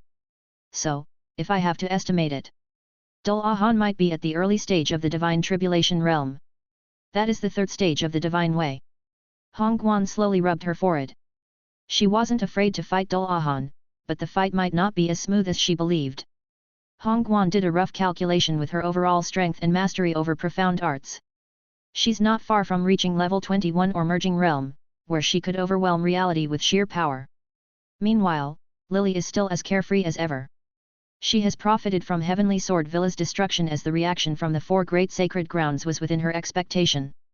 The release of Yun Kanghai alerted them so much. The 4 great sacred grounds have been searching for the Demon King for the last 2 days. We have already ordered the branch all over the profound sky continent into a high alert, but isn't this Dol-Ahan guy going straight to us because Freya is here? She suddenly pointed out. Freya was ashamed, sorry for troubling you. Lily waved her hand casually, don't worry much, Freya. You're one of us now. But we should have fortified the Heavenly Sword mountain range more. I've done it already. Hongguan replied calmly. You did? So fast. Lily was puzzled. Hongguan nodded slightly and resumed, when young master entered the Heaven Basin secret realm, I wrapped the mountain range in a defensive formation array. Even Freya was speechless.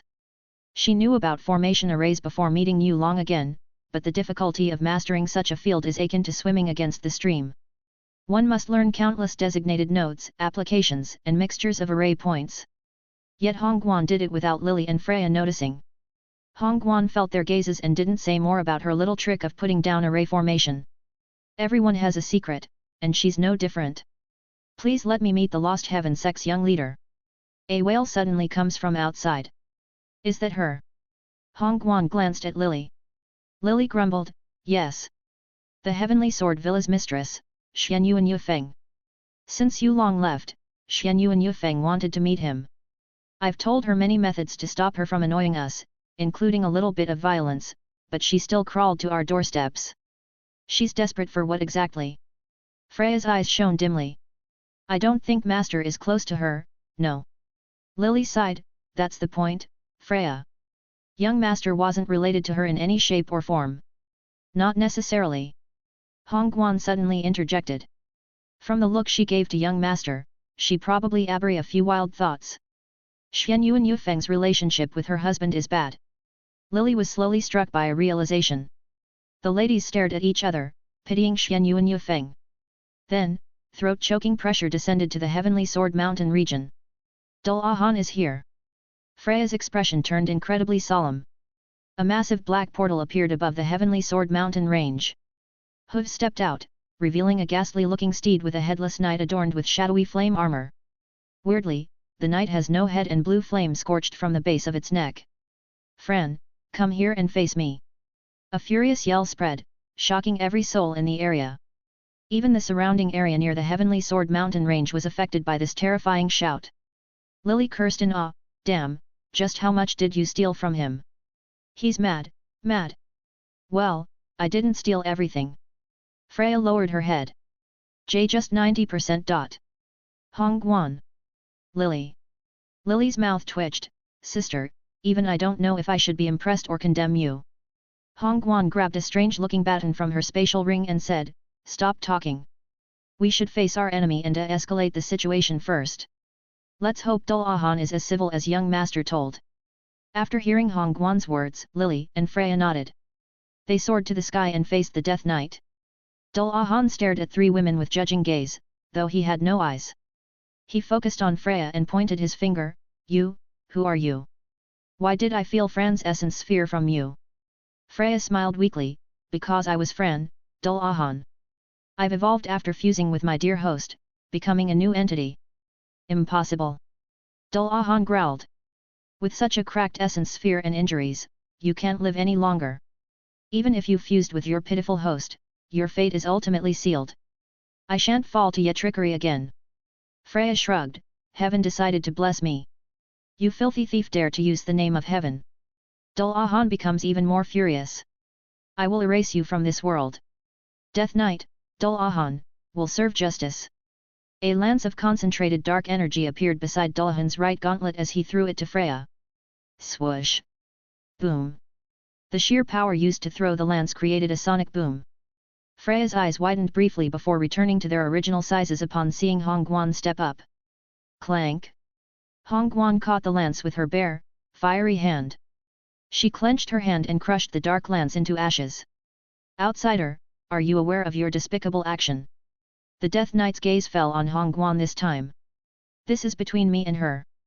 Hong Guan maintained a calm look and answered, "I received an order from my young master to protect her." "Order?" Dullahan's mind flashed for a second. A warrior always followed the Lord's order. "You're a noble subordinate." He summoned a sword this time and pointed it toward Hong Guan. "State your name, female warrior." "I, Dullahan, must know ye noble's name." "Hong Guan." Hong Guan responded aloofly. Her body released an intense heat that made the temperature rise rapidly. Chapter 165, Shadow Brides vs Dullahan, 1. Hong Guan faced Dullahan with a calm look on her face. She appeared to be fearless, assessing the headless Death Knight silently. To her surprise, Dullahan doesn't bring just his steed but also numerous headless creatures. The difference in number is too massive. "Thankfully, we have Lily on our side," Hong Guan thought. "When it comes to fighting with numbers, Lily will never lose. My soldiers, today we shall erase the thief that deceived us." Meanwhile, Dullahan raised his sword and yelled a battle cry. Boom! Headless creatures began pouring out of the portal. They are like a tsunami that engulfed the whole mountain range. Freya witnessed this, and her blood turned cold. She waved her hand and controlled every plant in the Heavenly Sword mountain range, turning them into an army of nature. She gritted her teeth and tried to push Dullahan's army back. She cursed herself for stealing this mad Death Knight's treasure. Lily watched this amusedly and commented, "You shouldn't have pushed yourself when I'm here, you know."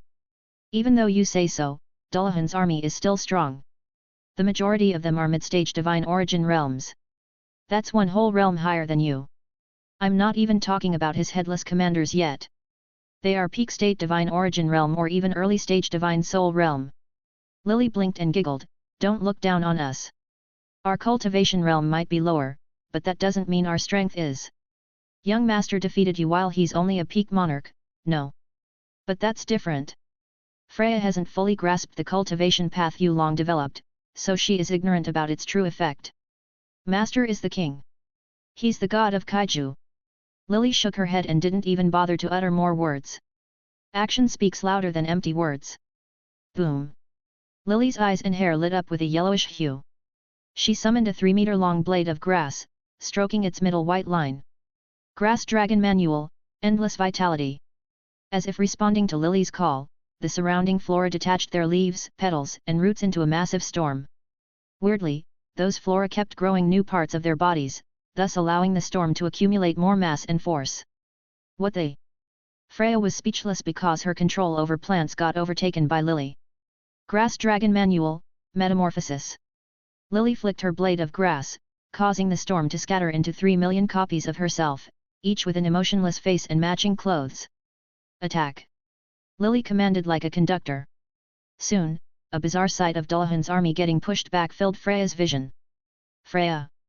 Even Dullahan, who hadn't moved an inch because he was assessing Hongguan's power, was shocked. This is... Dullahan has never seen such a sight before in the primal chaos. Cloning, such an annoyance. However, those clones couldn't possibly be strong. Boom! Boom! Boom!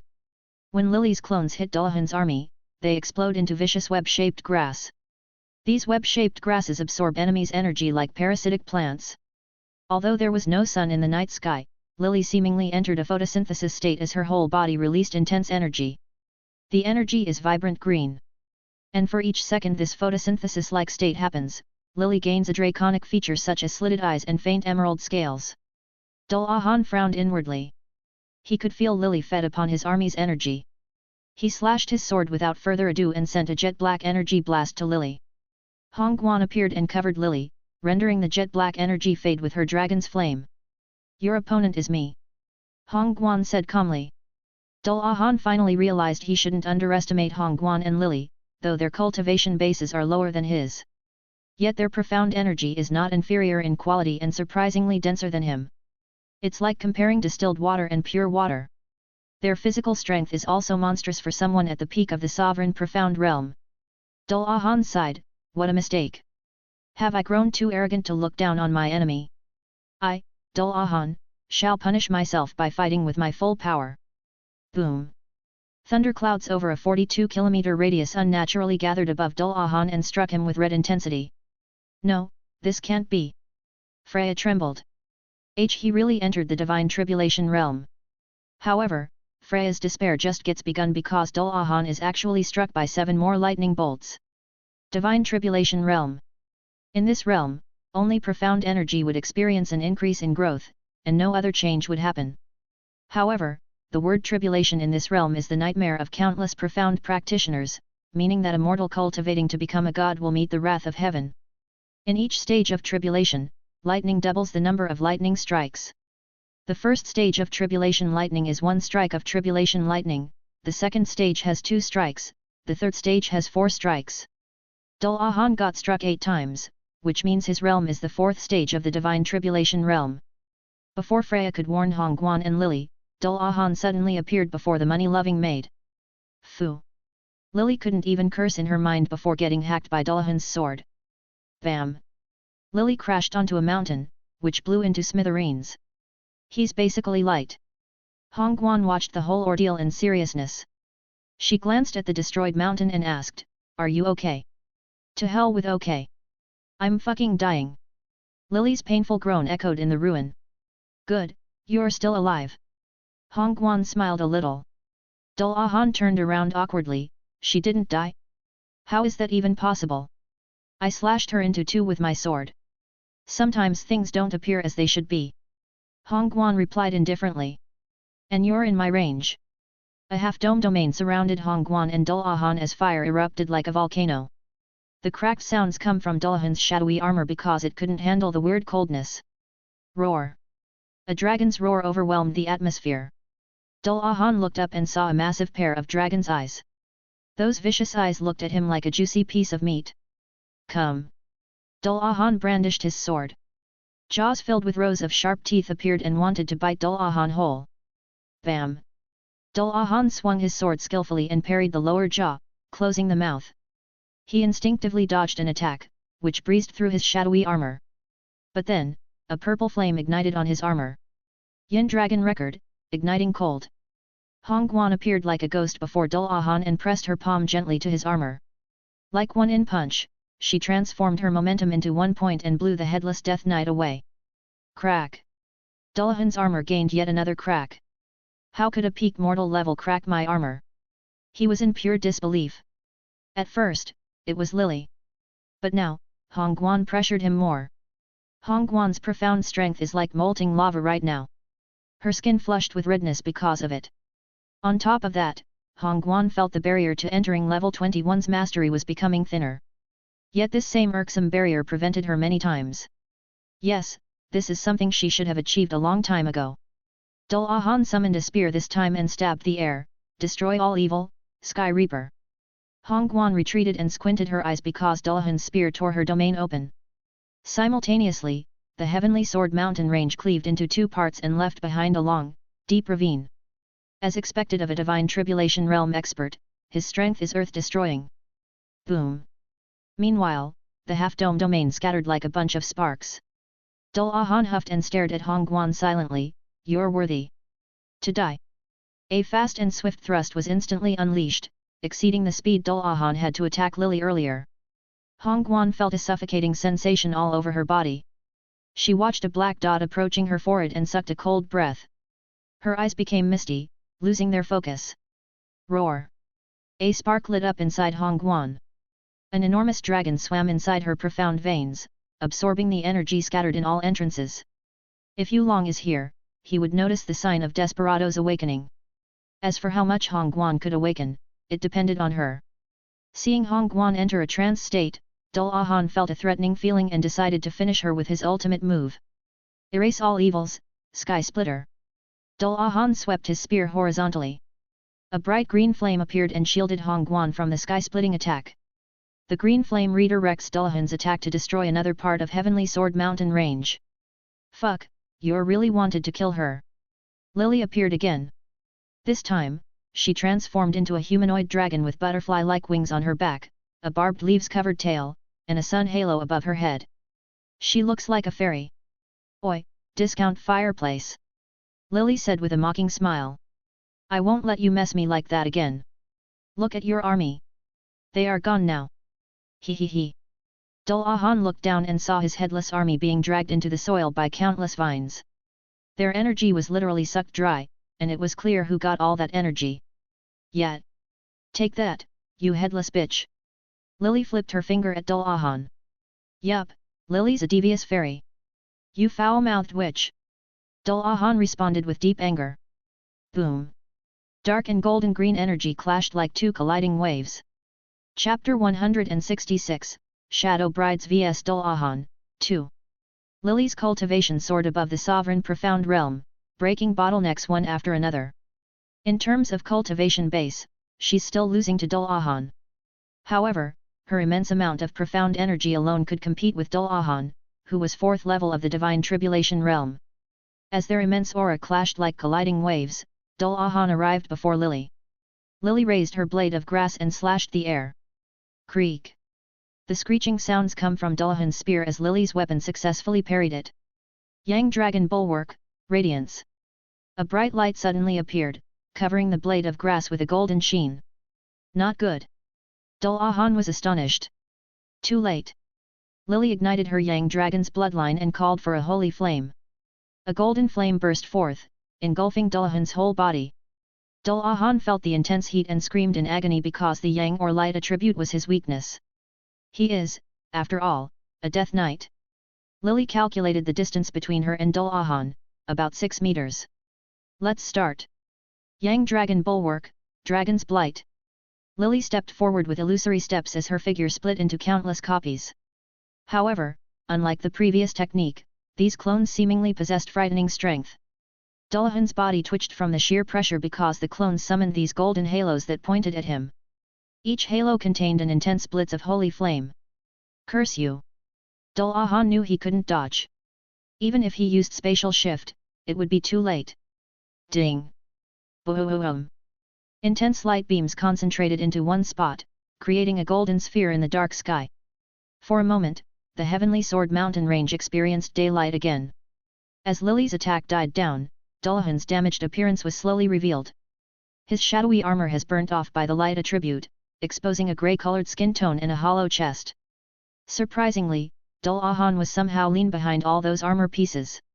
Dullahan grumbled at the piece of his armor that turned into dust and swept by the night's breeze. He is furious now. You tarnished bitch! Dullahan gazed at Lily coldly. His way of speaking also became more colorful.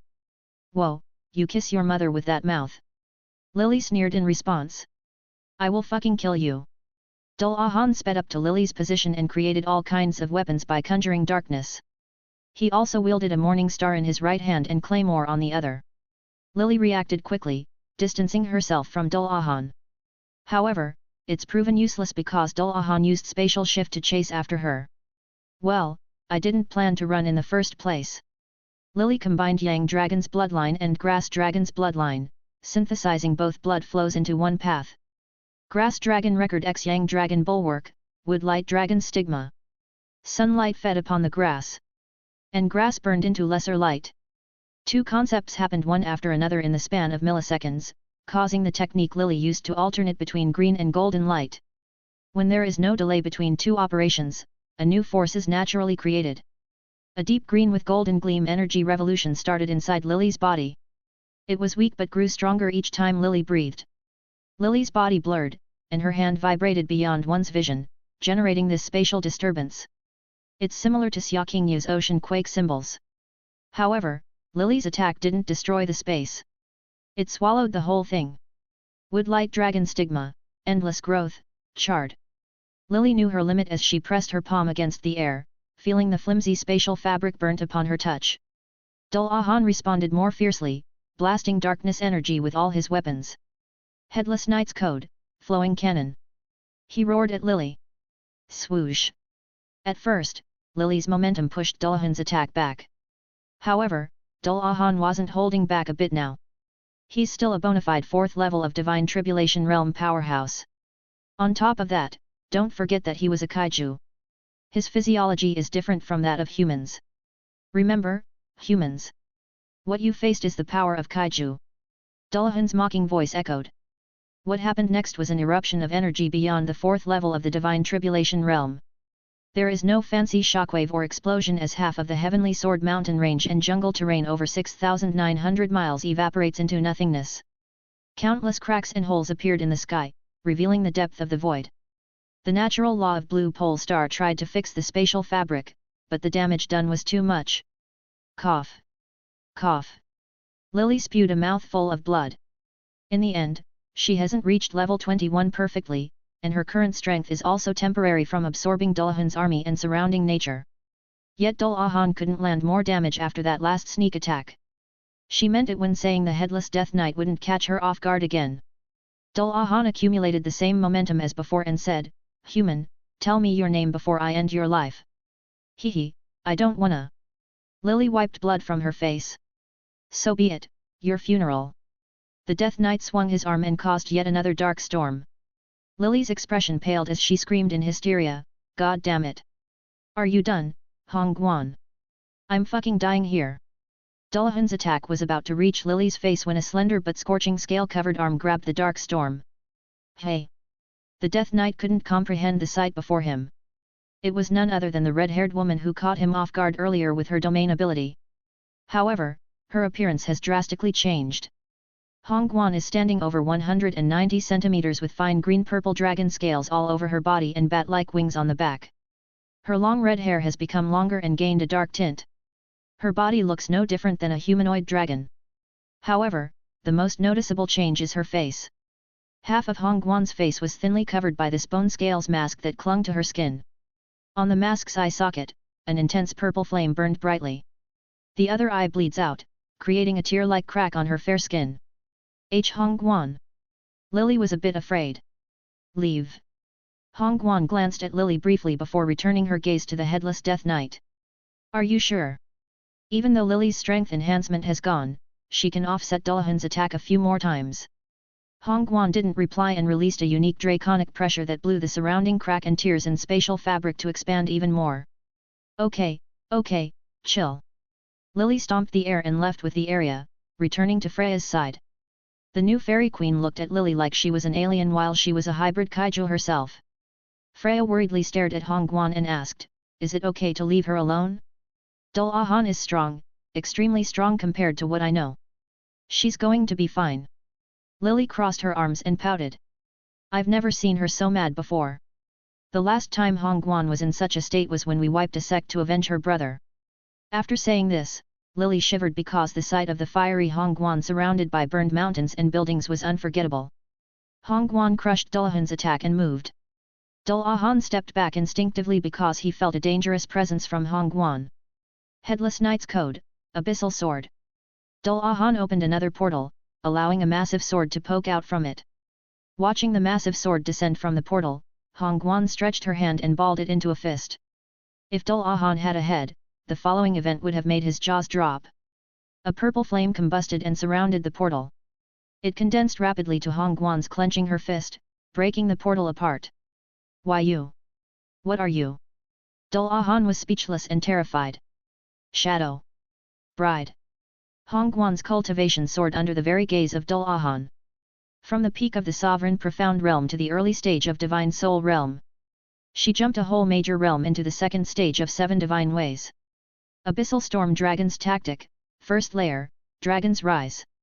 The might of ancient dragon overwhelmed the half-destroyed Heavenly Sword mountain range and the spatial fabric, sealing Dullahan's path from running away. Impossible. Dullahan grimaced inside. Chapter 167, Shadow Brides vs Dullahan, Final. Hongguan stared at Dullahan emotionlessly. She clenched her hand, and green smoke came from the pressure of her grip, causing a vicious purple-green flame to burn all over her forearm. Abyssal Storm Dragon's Tactic, Second Layer, Abyssal Storm Claw. Dullahan watched a massive claw appear out of nowhere and pounced at him. He grimaced, "You will regret your decision locking me here."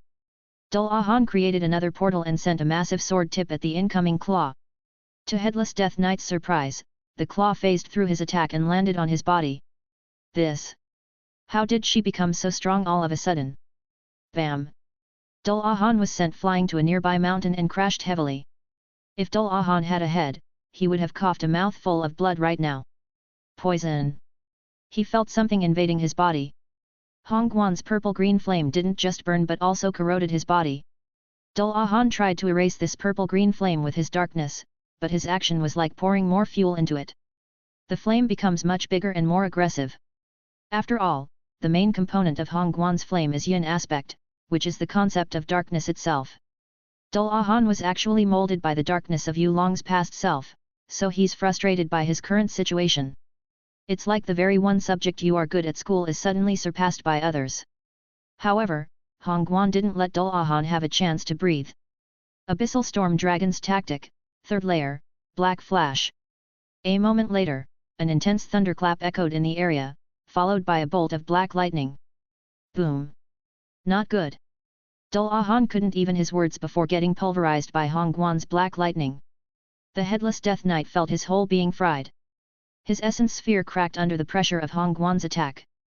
Abyssal Storm Dragon's Tactic, Fourth Layer, Black Flash Burial. Boom! Boom! Boom! One lightning struck after another. Hongguan mercilessly flattened the Heavenly Sword mountain range and injured Dullahan to the extreme point. However, Dullahan was like a cockroach. He might be dying, but something prevented him from giving up. Hongguan breathed in with an exhausted expression and watched a blue flame flicker inside a crater. The blue flame is none other than Dullahan's essence core, which burned brightly. Blood, bones, and flesh appeared and formed a new Dullahan. Dullahan groaned, "Arg! He has to pay a huge price when reviving himself. He has used 90% of his essence sphere's vitality.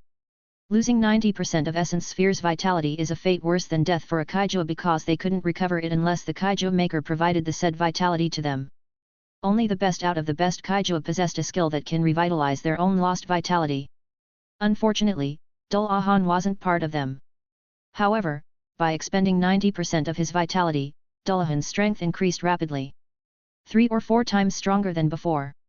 It also fueled his anger to eliminate Hongguan at all costs. You must die today. A new, more menacing armor appeared on top of Dullahan's body. He flashed before Hongguan and attacked her before she could react. Bam! Hongguan coughed a mouthful of blood and felt a heavy blow on her chest. If she hadn't experienced her Desperado's awakening, which bonded Yin Dragon's bloodline and Gale Dragon's bloodline to her whole being, her body would become a donut upon receiving that attack. Dullahan attacked Hongguan like no tomorrow, pushing her to the edge of the profound sky continent. Their fierce clash has created a deep and long ravine from the heavenly sword mountain range to the eastern seashore. Gods know how many lives they had taken. The raging Dullahan doesn't care about human life. His night code has gotten tarnished multiple times, so he wants nothing more than to kill Hongguan. Weak. Weak. Weak. I, Dullahan, cursed myself for getting looked down on by a woman like you. That's why I will kill you, right here, right now, to fix my image. Dullahan opened 50 dark portals, each bringing out a massive sword or spear. He kicked Hongguan's stomach and sent her flying to the ocean, allowing the dark weapons to chase after her. Hongguan landed on the sea with her foot and had never felt such a feeling of death before. Her green eyes bleed even more because the sight of 50 gigantic swords and spears is overwhelming. She wiped blood from her lips and mumbled, "Not enough firepower. My flame and lightning aren't destructive enough. No, my flame and lightning are still two different forces. The only way to increase my firepower is by combining my dragon's bloodlines into one." Hongguan's sharp mind calculated every move she could make now. When the gigantic swords and spears were a few meters away from her, Hongguan made her decision. "Guaner, when you're becoming profound practitioner one day, please wield a spear because you're a genius at it." A familiar and distant voice echoed in Hongguan's subconscious. "If so, maybe I can introduce you to young Master Yu Long later, ha ha ha." "Sorry, older brother." Hongguan gritted her teeth. "I can't wield a spear like you said." Anything related to the spear made Hongguan's mind spin into rage. It is because the faction that killed her brother is none other than the Heavenly Spear Thunderfire Fortress. Although years have passed, Hongguan stayed away from spear play and insisted on using her hand or leg. Even her profound arts revolved around those limbs. But today is different. Hongguan felt she was free. Abyssal Storm Dragon's Tactic, 6th Layer, Monochrome Universe. The world came to a stop, becoming black and white. Hongguan blinked and saw every water droplet near her. She only had one chance to make this work and possibly kill Dullahan. With that in mind, Hongguan grasped 2 balls of essence inside her body and forced them to merge into one. One is murky dark, and the other is stormy blue. When the 2 balls merge, a beautiful dark blue orb naturally comes into existence. Hongguan felt her entire body boiling, changing her to a fundamental level. Abyssal Storm Dragon's Tactic, 7th Layer, Tainted Drop. A new force crawled from Hongguan's skin. It was this weird dark-colored liquid with a hint of neon purple, squirming like a living being. Hongguan manipulated the liquid and commanded it to spread infinitely to swallow Dullahan's attack. "Devour!" she whispered with an exhausted look. Swoosh! A giant black net appeared from the small blob, trapping everything before Hongguan's sight. Form. Hongguan clenched her hand and turned the liquid into a 4-meter-long spear with a barbed blade. Her energy level and physical prowess are at their lowest because of forcible fusion, so Hongguan didn't have much choice but to execute the most basic profound art. Art of Spear, Power Throw. Hongguan's muscle fibers ripped apart as she clenched the liquid spear and threw it with all her might. Swoosh! Like a bolt of lightning, the dark liquid spear traveled toward Dullahan. Dullahan wanted to dodge, but the dark liquid altered the darkness element in the area and literally bent space and time. Bam! The spear perfectly struck Dullahan's armor, piercing it with one swift movement. A gaping, bloody hole appeared on Dullahan's chest. Unfortunately, Hongguan missed Dullahan's core. As soon as the bloody hole reformed and left a spotless skin, Dullahan moved and choked Hongguan's neck. "Any last words?" Dullahan asked indifferently. Hongguan smiled, "I have no regrets. But you will regret your decision in 0.3 seconds. Dullahan snorted coldly, "Such a mouthful of trickery won't work on me, woman." "Is that so?" A voice appeared out of nowhere. Dullahan couldn't recognize this voice, so he turned around and saw a handsome youth in a jet-black winter coat with wild black hair and gleaming golden eyes. His appearance might be unfamiliar, but those gleaming golden eyes and this sheer pressure from this youth made Dullahan's knees wobble like jelly. Kaiju Maker. Dullahan uttered in pure fear. Chapter 168, Just a Single Move. Kaiju Maker. Dullahan couldn't believe his sense at the moment. He was sure the Almighty had perished from the cosmic storm, but Yulong's existence denied that fact. Yulong tilted his head. "What's the matter, Dullahan? You look like someone who has seen a ghost or something. Or you really thought I died from that pesky cosmic storm? How laughable, if you could survive, what makes you think I can't? Dullahan trembled in fear, this is impossible. I must be dreaming. Still denying reality. Yulong chuckled while shaking his head. It seems you've lived quite a terrible life in the past 16 years. Don't worry, I will handle that for you. For now, take your hand off my woman. As if the world responded to Yulong's order, an invisible force slashed through the void and mutilated Dullahan's hand, which held Hongguan's neck. Yulong teleported Hongguan to his side and caught her. You shouldn't have pushed yourself this far, you know. Hongguan wanted to respond, but no words came to refute Yulong's question. I'm afraid you're hurting yourself. Still, I'm proud of you. Yulong kissed Hongguan's forehead. Hongguan's mouth parted in surprise as her green eyes watched over Yulong's handsome face. She couldn't help but question whether he really kissed her or not. It was like a dream come true. Hold tight. Yulong's calm words drifted to her ears. This won't take long. Hongguan let out the most beautiful smile Yulong had ever seen and fainted while embracing him. She has spent an immense amount of energy, so it's normal for her to faint like this. Still, Yulong didn't like it. Yulong glanced at Dullahan and asked, I thought you have night code, Dullahan. I know you are angry that Fran stole your essence sphere, but causing such destruction and massacre on profound sky continent. You have become quite an arrogant knight, I see. And no, that's not. Dullahan felt Yulong's cold gaze and lowered his body, causing his lower half to sink into the ocean. Yulong indifferently ordered, kneel. Boom. The ocean around Dullahan got pushed back by a gravity force, making the headless Death Knight kneel on the ground. He crashed down, knees first, and his whole body buried on the ocean floor. Yulong looked down from above and asked, Dullahan, do you feel any dissatisfaction toward me? And no. A weak whimper comes from the ocean floor. You want to monopolize essence spheres because I know very well that you can't recover yours. Like Fran, you're scraping off Pandora's crumbs. Dullahan couldn't answer as he was thoroughly flattened to the deep ocean floor. Look, I'm not a demon. Yulong's emotionless voice drifted by the ocean's breeze. If you can endure the move I throw at you, I will let you live. If not, you shall perish alongside your night code. Do you concur, Dullahan? I concur. Answer me loudly. I concur. After hearing the reply, Yulong lifted the magnified gravity and released Dullahan from the ocean floor, allowing the headless Death Knight to regain his footing. The storm brewed above around the blue pole star, forming this vast vortex. From afar, Zilong and others observed Yulong silently. They sensed this change and were startled. Don't tell me he's going to use that. Zilong instinctively swallowed his saliva nervously. The last time he unleashed such an attack, my trial ground was razzied to the ground. Xia Qingyu, and Chu Yueli also have a solemn expression because the attack Yulong was about to do is the very definition of destruction. Xia Qingyu's ocean quake symbols that was able to destroy the world seems like a joke in front of it. At the very least, the damage Xia Qingyu did would recover over time as the fabric space mends itself. However, Yulong's ultimate attack is different. He erased that very space, or possibly time, as well. Just what kind of attack did young master actually prepare? Chu Yueshan was flabbergasted by Zilong's comments. Chu Yueli shook her head gently and answered her sister's question, we only know some concepts behind it. At the time, young master didn't even have a name for this move. We were too panicked and decided to run away before getting hit. Solinger watched the sky and twinkled her charming eyes in awe as she pointed out, sister, look. There are many stars in the sky. Everyone looked up and saw the clouds in the night sky forming a massive ring. Within the ring are several blinking stars. Those aren't stars.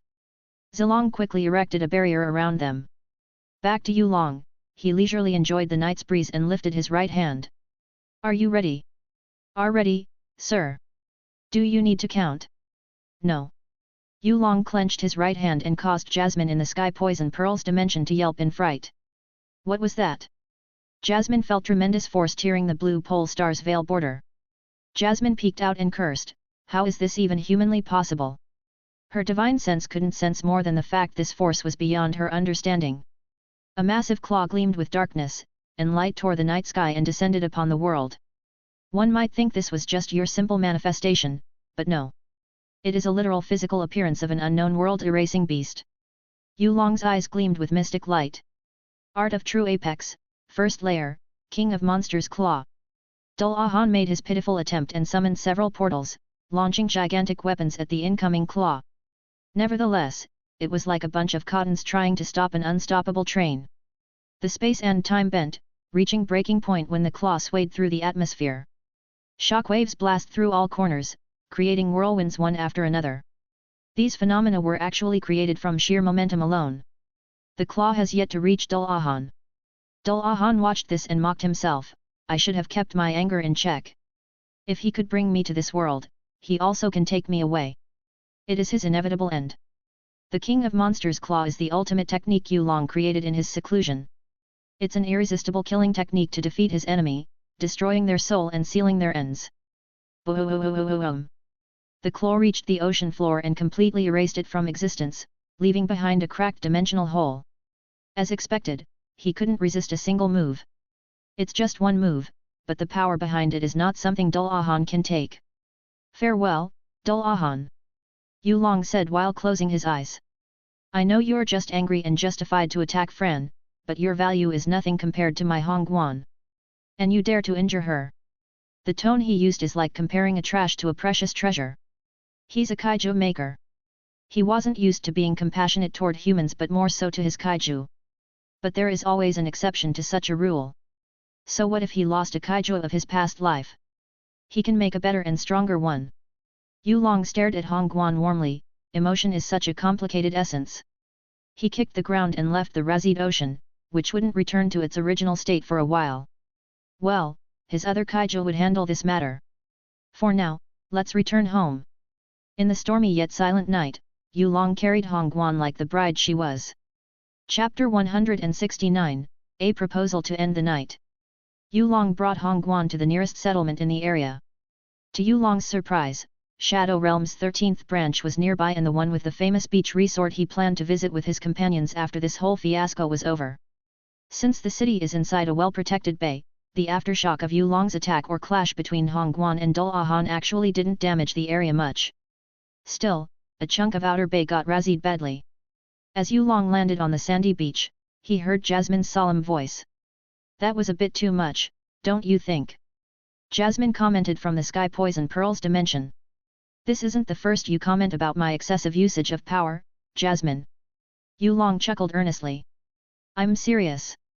Jasmine wanted to punch him so badly. Yulong carried Hongguan to the resort, yes, and so I am. That attack was my way to send Dullahan away.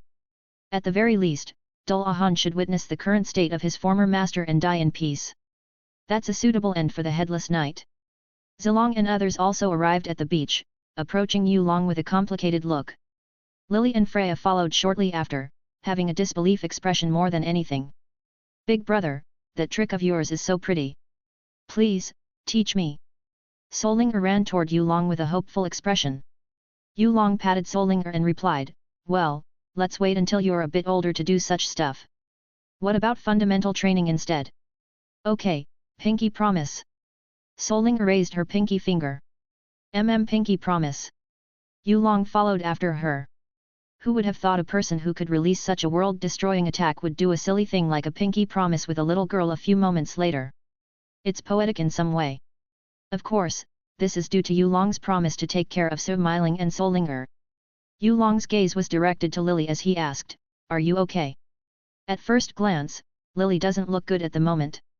Her maid outfit is tattered and soaked with blood. In truth, Lily's injuries have recovered from her endless vitality. The bloodline of Yang Dragon and Grass Dragon is that powerful. In terms of pure regeneration speed, only Yulong topped Lily's. Even if Dullahan was stronger than me, that doesn't mean he could kill me easily. Lily grinned foolishly and raised her skinny right arm, flexing it. My surviving skill is unmatched. Good. Yulong smiled back at her. Go wash and take a breather in the presidential suite. You can meet me tomorrow morning. As for you, go with Lily. He glanced at Freya. Freya helplessly sighed and followed Lily into the resort. It seemed she had underestimated her master's new companions too much. Watching Lily and Freya's departing figures, Yulong rubbed his temple and commented, everyone must be tired as well. Let's go inside. Hori. Solinger gingerly holds Yulong's hand and drags him into the resort, making the other ladies giggle. Xia Qingyu whispered something to Kang Yu's ears, which made the Blue Wind Empire's princess ponder. After a while, they nodded and decided not to bother Yulong tonight. Even though Yulong looks so hot after defeating Dulahan, they should give their fellow sisters a chance. And Hongguan is currently in Yulong's arms, so they don't want to ruin her moment. The same goes with Chu Yueli and Chu Yueshan. They understood that Hongguan was in the lead. The only problem is Solinger. Linger, you're going to sleep with us tonight, Fufu. Kang Yu said while catching Solinger. But Linger wants to sleep with big brother Yulong. Solinger pouted and complained immediately. No, Yulong is tired. You can't bother him tonight. Xia Qingyu added shamelessly. She didn't forget that they tried to drain Yulong before departing to the profound sky continent. After that, Yulong even spent time with Su Miling. What a joke. Yulong is like a damn wild horse and far from tired. Solinger put on a worried look. Okay, then. Big brother Yulong, you must rest well, okay? Yulong patted Solinger again. After that, everyone left except for Zilong. Zilong didn't beat around the bush and asked, what should we do with the cracked space on that ocean? Patch it. Yulong answered decisively. You and Uda will do it. The corner of Zilong's mouth twitched. Oh, wow, you really threw your mess at us. Oh, really? I wonder who just got the miracle of life recently. Yulong shrugged. Fuck, you're playing dirty. Zilong was joking earlier, but Yulong put him in the corner. Fine, I got it. We will patch the hole right away. Uda, stop playing around and follow me. The dragon grumbled at the empty air. Chill, bro. It's just a hole in space. A voice responded as an invisible figure chased after Zilong. Yulong turned around and confidently walked away as world-devouring tyrant dragon and spacewalker were more than enough to fix the cracked space problem. They are also strong enough to protect the place from unknown variables.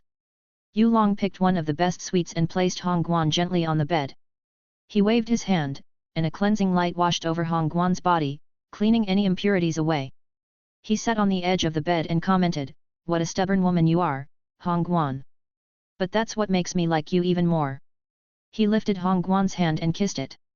White light escaped Yulong's hand and slowly entered Hongguan's body, increasing her recovery speed. A black golden pagoda appeared above Yulong's head, which released a dim aura as he kept treating Hongguan. 1 hour later, Hongguan gradually opened her eyes. Her complexion has become healthier than before. But what shocked the most was the fact her green eyes gained a dragon-like slit. Yulong gazed and weighed. It probably had to do with her fusing Yin Dragon and Gale Dragon's bloodlines. Those bloodlines are essentially altered True Dragon's bloodline, so fusing them will yield a surprising effect. As long as Hongguan gained enough control over her new bloodline, she should be able to deactivate her transformation. Hongguan blinked and looked around, assessing her situation. How long have I been sleeping? She asked. 1 hour. Yulong answered honestly. 1 hour. Hongguan fell into a deep thought as she suddenly felt Yulong embracing her. It caught her off guard because Yulong rarely did something like this. What are you? She was about to ask him. I'm glad that you're alive. Yet Yulong responded with a reassuring voice. You're doing your best, and I'm proud of you for exceeding that barrier. It must be painful. It's okay, no one else here. After hearing that last line, Hongguan finally revealed her vulnerable side and cried in Yulong's arms. To many people, Hongguan is an aloof and cold woman. But the truth is, she's just a lonely lady whose remaining biological family died tragically. Yulong thought while rubbing Hongguan's back. Although Hongguan has wiped the heavenly spear Thunderfire Fortress from existence, she still has some trauma that prevents her from reaching her full potential. The ones she couldn't forget easily. So, she decided to bury these negative feelings. After Hongguan was calm enough, Yulong rubbed her cheek with deep emotion and asked determinedly, "It's a little late, but are you willing to be my wife, Hongguan?" Hongguan was stunned but eventually smiled in happiness, "Yes. I want to be your wife, Yulong." That night, two bodies mend into one and drowned by burning passion. Chapter 170, After Effects and Engagement. The next day, Yulong and Hongguan ate breakfast on the beautifully carved stone balcony outside their room, feeling the gentle ocean breeze wash over them. Coconut trees swayed back and forth near them, giving this serene atmosphere. Yulong wore short pants and an unbuttoned Hawaiian shirt, enjoying the comfortable environment. Meanwhile, Hongguan is wearing a white summer dress and a straw hat, which enhances her beauty on several levels. Last night was somewhat intense for both of them, and Hongguan was very sore upon waking up, having difficulty walking straight. Thankfully, Hongguan possessed a powerful dragon's lineage, or she would stay in bed longer. Thinking about it, Hongguan couldn't help but gaze at Yulong and lick her lips because that night was unforgettable. No wonder Xia Qingyu and Kangyu like to do it every night. Hongguan thought while feeling fidgety below. Yulong opened his eyes and commented in amusement, "It seems your dragon's instinct to mate is still raging on." Hongguan blushed, "Yes, it's hard to control. Don't worry, having intense soul urges is normal since you are half-dragon now." Yulong chuckled. "Until you fully accept it, I will keep it under control for you." "Yup, that means more steamy sessions." Thanks." Hongguan swallowed inwardly. "You're my wife." Yulong winked at her playfully. "I'll be a bad husband if I can't help you, no." Hongguan felt the whole situation was surreal and mumbled, "That's true." After fusing Yin Dragon's bloodline and Gale Dragon's bloodline, Hongguan bore an abnormal bloodline that was still of true dragon but incredibly demonic at the same time. Not to be confused with the devil race's traits, demonic traits originated from Hongguan's Desperado awakening. If Yulong had to name her new bloodline, it would be Demonic Saint Dragon's bloodline. "Big brother Yulong." A cheerful voice comes to their ears. A girl." Hongguan glanced and saw Solinger in a similar styled summer dress. Solinger noticed Hongguan's gaze and politely bowed, "Nice to meet you, older sister." "I'm Solinger." Yulong coughed awkwardly, "She's the daughter of my new partner." The meaning of the recent partner is clear to Hongguan. Hongguan surprisingly didn't feel bitter and cast a quiet gaze at Solinger, observing the lovely young girl. "How adorable! I wonder if Yulong and I can make such adorable children soon." That is all Hongguan could think of right now. Yet, dragon's instinct to mate is just that strong. As Solinger grabbed a seat near Yulong, other ladies arrived on the balcony. "Morning." Xia Qingyu and Kangyu greeted Yulong with a smile. Not long after, they cast a congratulations look at Hongguan. Hongguan sensed their gazes and nodded calmly, not wanting to reveal her emotion further. Yulong stretched and said, "Okay, for the next 3 days, we will be doing nothing but relaxing. You're free to roam around the city." "Thanks, God." Lily sighed in relief. "I thought you were going to give me more order." "Do you want more orders?" "No. You hear yourself." Pfft. The others laughed at Yulong and Lily's banters, feeling a little more lively than before. At the very least, the mood isn't so stiff anymore. Yulong has planned to make a tremendous change on the profound sky continent, but he just got news from Zilong about the Continental's damage. His first and last attack might not damage the profound sky continent as they were in a vast ocean. Fortunately, Zilong and Uda have dealt with it.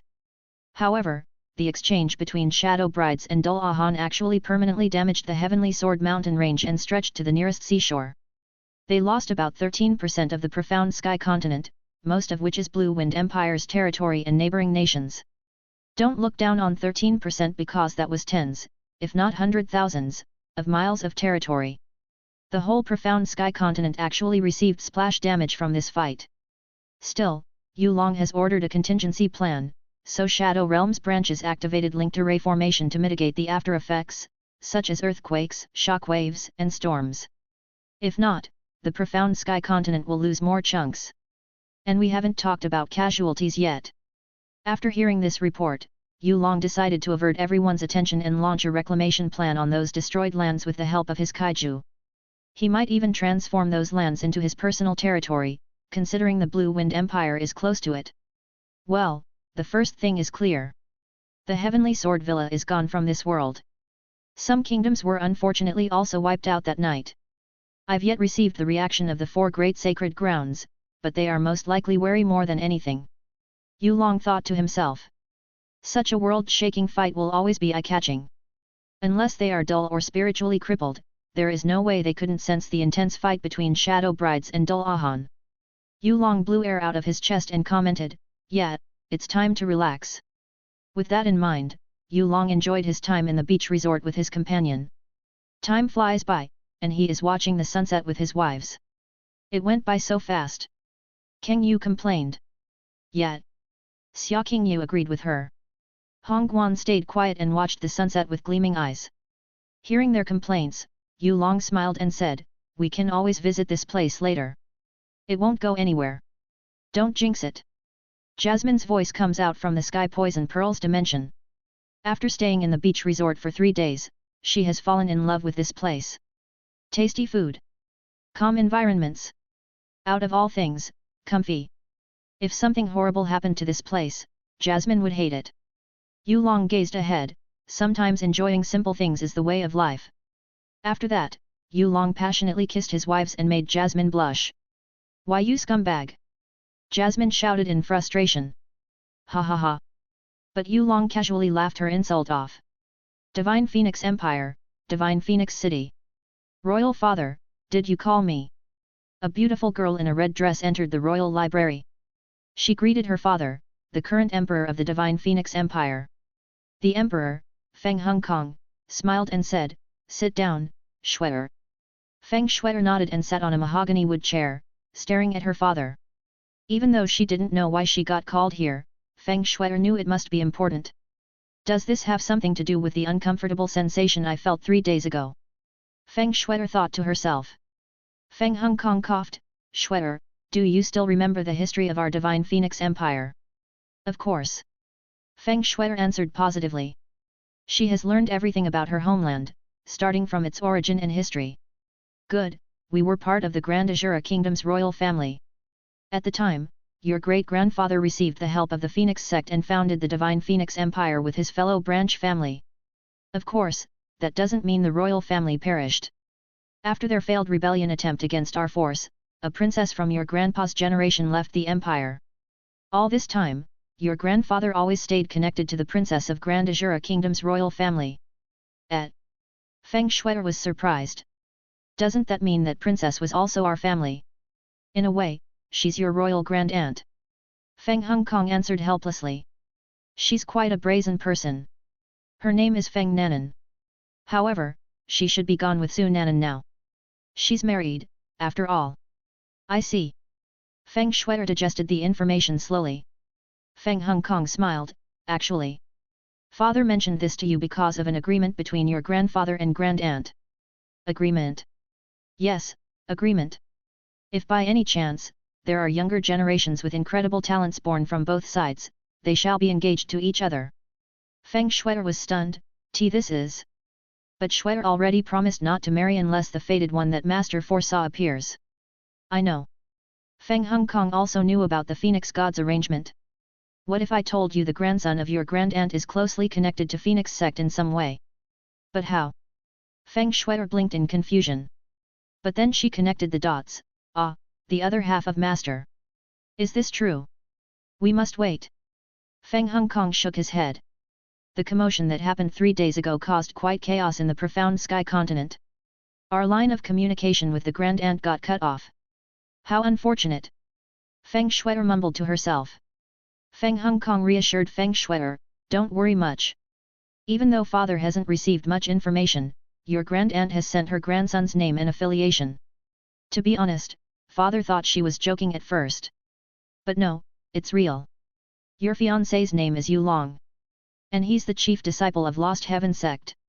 Chapter 171, Art of Tempered Chaos Flower. On the beach, Yu Long and Solinger played around, splashing water at each other. "Kaie! Big brother Yu Long, you're making Linger wet."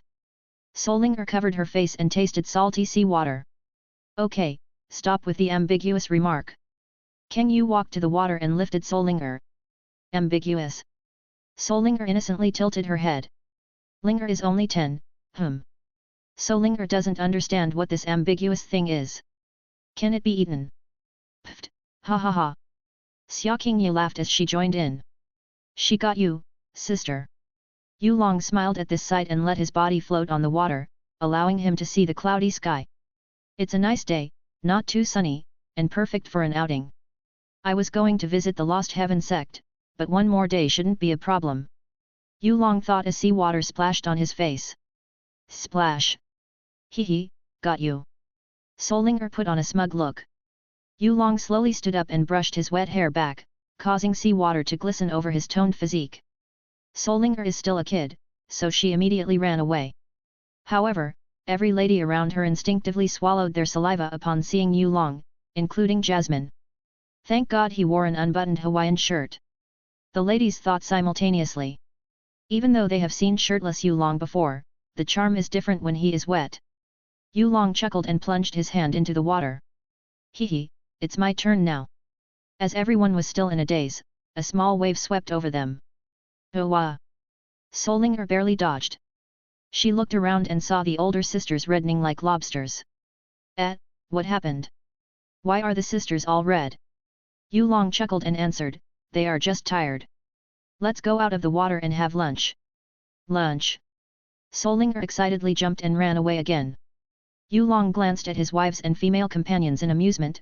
What are you waiting for? I will grill seafood for you. After that, they had a nice lunch with a bunch of grilled seafood Yulong cooked himself. Okay, I will teach you a little about the profound way now. Yulong said while staring at Solinger. Solinger stayed in her seat and listened attentively. Linger is listening. Profound way is a path for someone to break one's limit. It's a pursuit of life, chasing or following after one's desire.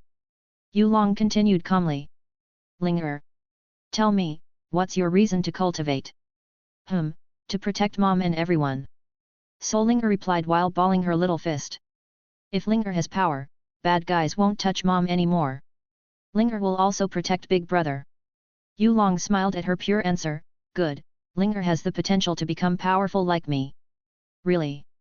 Yes. Now, give me your hands. Solinger followed Yulong's orders and stretched her arms, allowing him to inspect her potential. 3 minutes passed, and Yulong frowned slightly. Solinger is odd. Not in a negative way, of course. Everyone has a set of profound veins, which would naturally grow and mature at 14. However, the profound veins inside Solinger are abnormally mature and filled with vitality, something one usually sees from a peak profound elementary realm. Yulong activated Kaiju Maker to observe Solinger more seriously. Also, there is a sign of aspects. I don't know where it was, but Solinger definitely possessed something special. Just how much did the ancestral god alter with her power? It is becoming ridiculous. Her blood. He finally found something. Linger, can Big Brother take your blood? Just a little. Solinger was stunned before asking, is it going to be painful? No. Yulong replied reassuringly. Then, go on and take Linger blood. The little girl steeled her resolve but still closed her eyes. Solinger has seen a lot of blood for a girl her age, but seeing her own blood is different. Yulong patted Solinger and extracted her blood quickly. It was so quick she didn't feel any movement or pain. With the blood in hand, Yulong scanned it with Kaiju Maker and grinned because the ancestral god left a surprise for him. Although in small quantities, Solinger possessed chaos inside her body. An absolute trait that only ancestral god wields beside nothingness. Haha, that crazy simp probably left this behind for Yunche. Too bad for her, I've acquainted myself with Solinger first. Yulong laughed at ancestral god's scheme. Thinking about it, Yulong immediately devised a perfect profound art for Solinger. As long as Solinger could cultivate the chaos attribute, she would be a powerhouse in the future.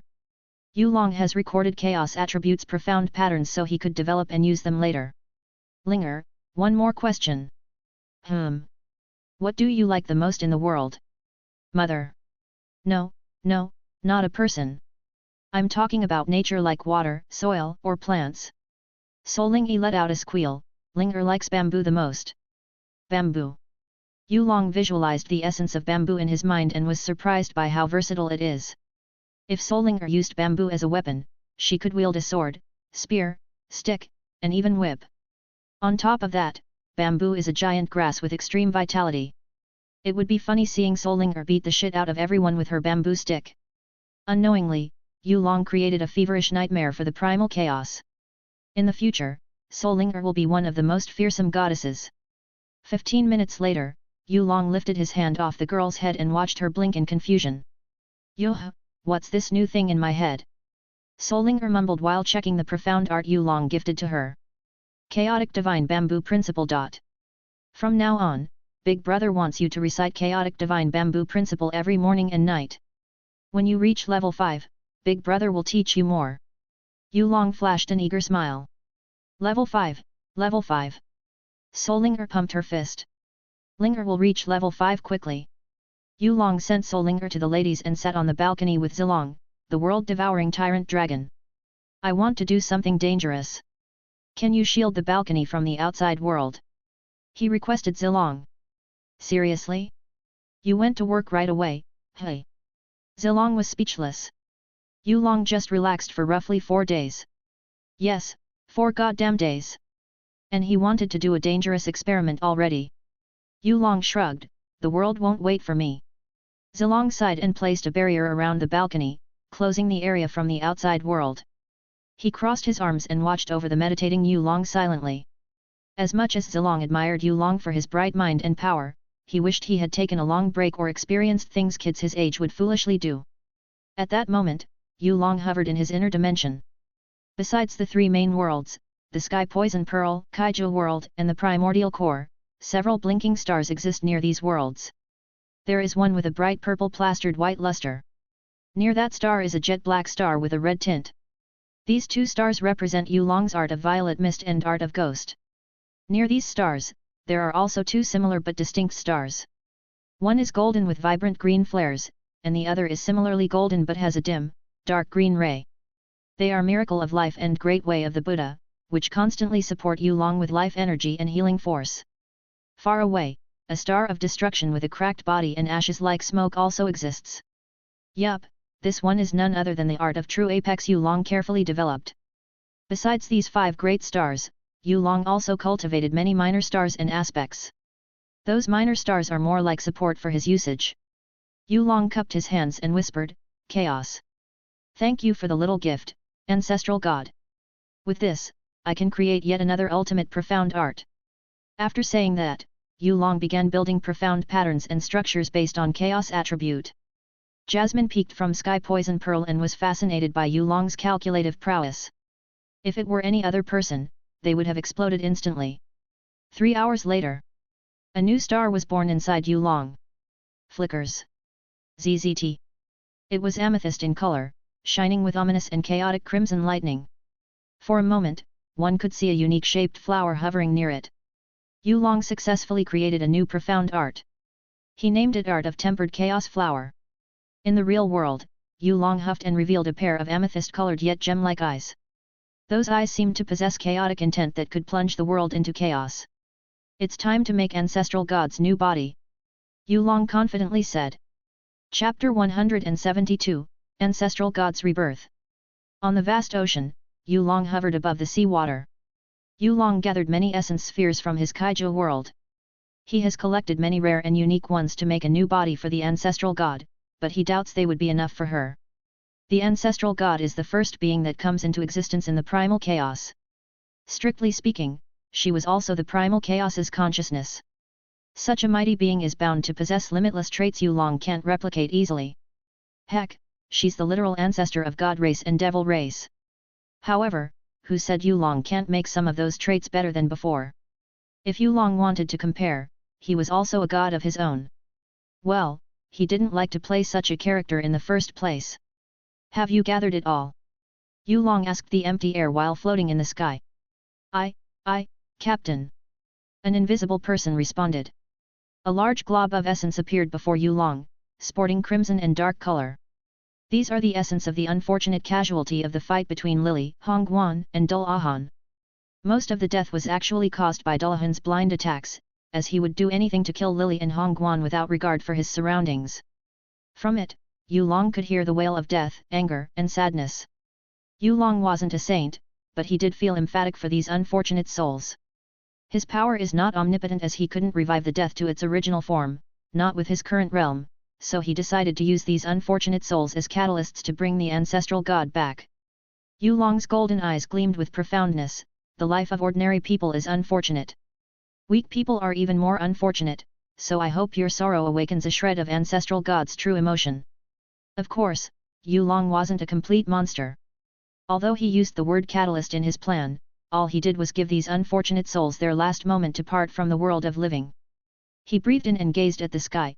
The weather is just right. Yu Long cleared his throat and declared firmly, all kaiju who weren't on duty, you may come out and protect the surrounding area from the destruction I was about to create. He didn't stop there and also summoned his profound incarnations, the 7 deadly sins. Yes, my lord / your highness / monarch / master. Several shadows appeared, coming in different sizes and shapes. The sheer lineup of Yu Long's force is enough to trample any royal star realm. They followed Yu Long's orders and went to different locations. Yu Long activated Kaiju Maker to the limit and put his hands to summon countless raw essence spheres from his inner world. Each with immense vitality and ability. Yup, Yu Long is going to be broke after this. 6 different images appeared above Yu Long with a swarm of bright fireflies. These images included violet mist, a ghostly king's shadow, a hideous monster in ashes, a dark gold pagoda, a river of gold and light, and a chaotic flower.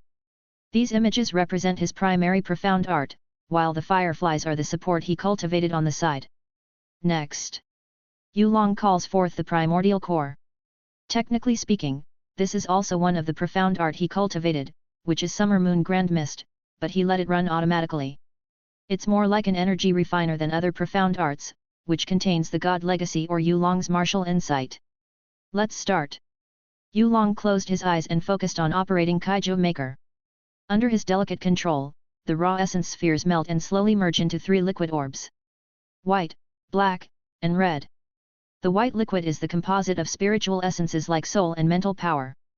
The black liquid is pure dark matter, which shouldn't be confused with dark matter in the scientific realm, as it was a new type of universal material Yu Long produced to shape his kaiju.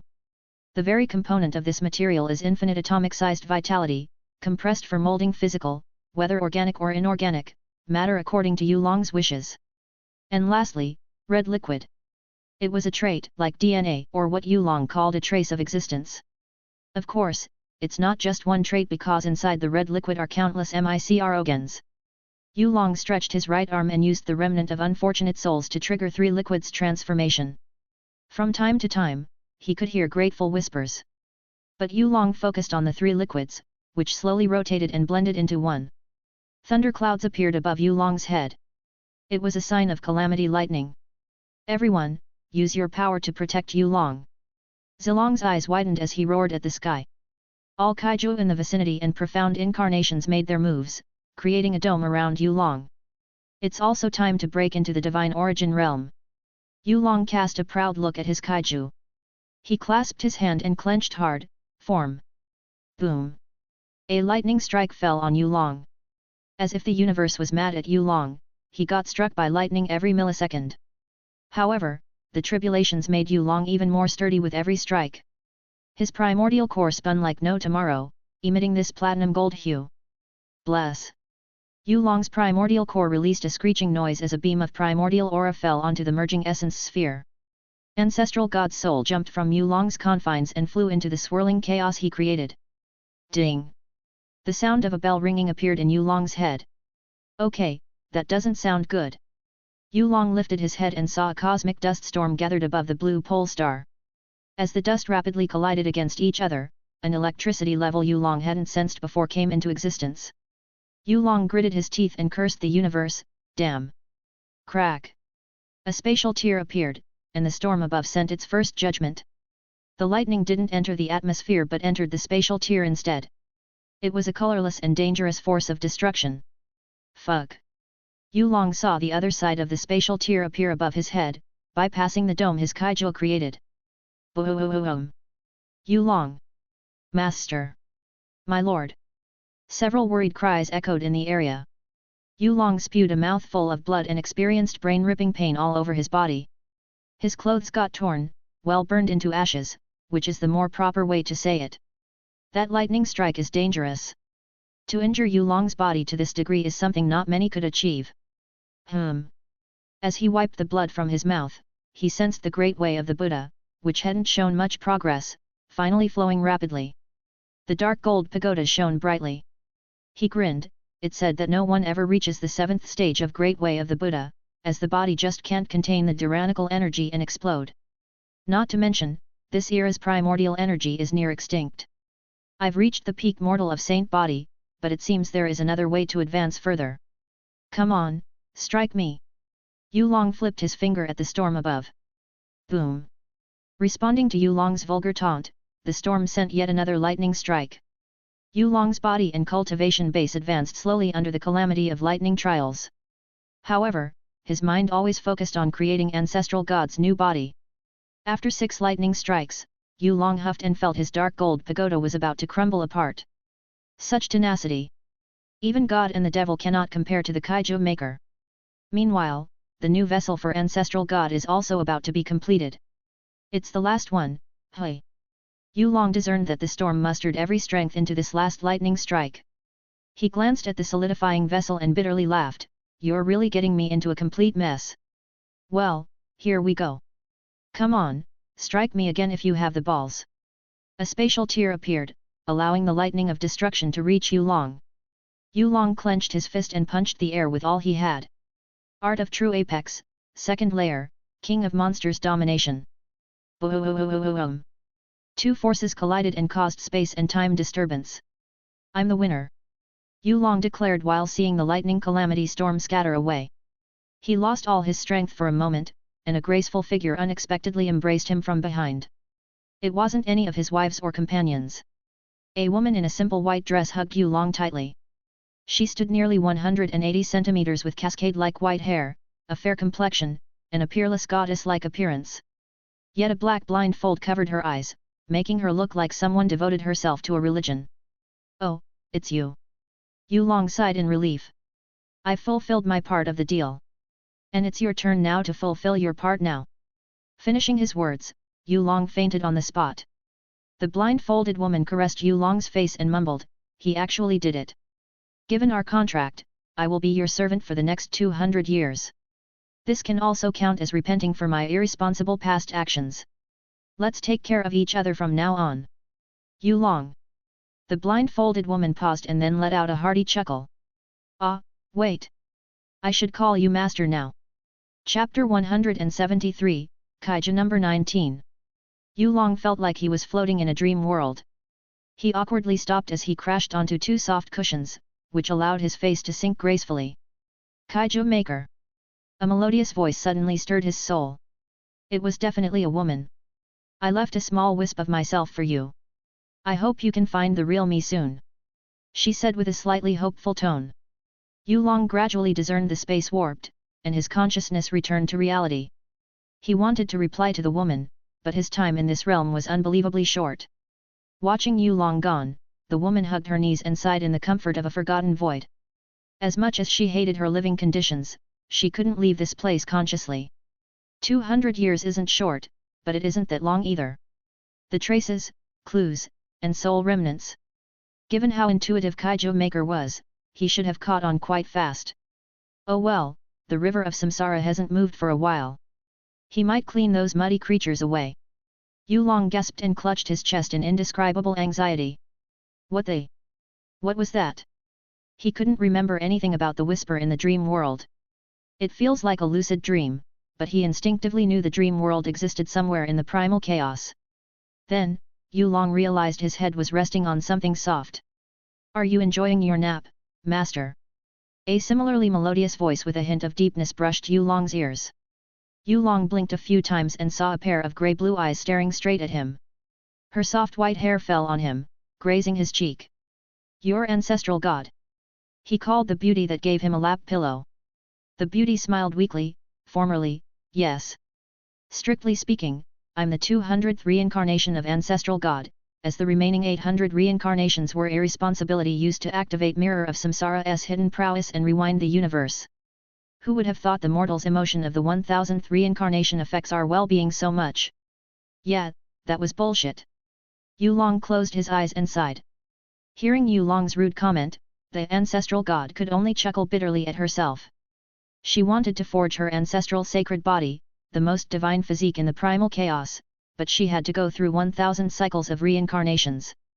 The 999 reincarnations were active, as she retained the ancestral will and her memories every time she reincarnated. However, in her 1000th reincarnation, she had to go through real reincarnation and forget everything. It is when things become really messy.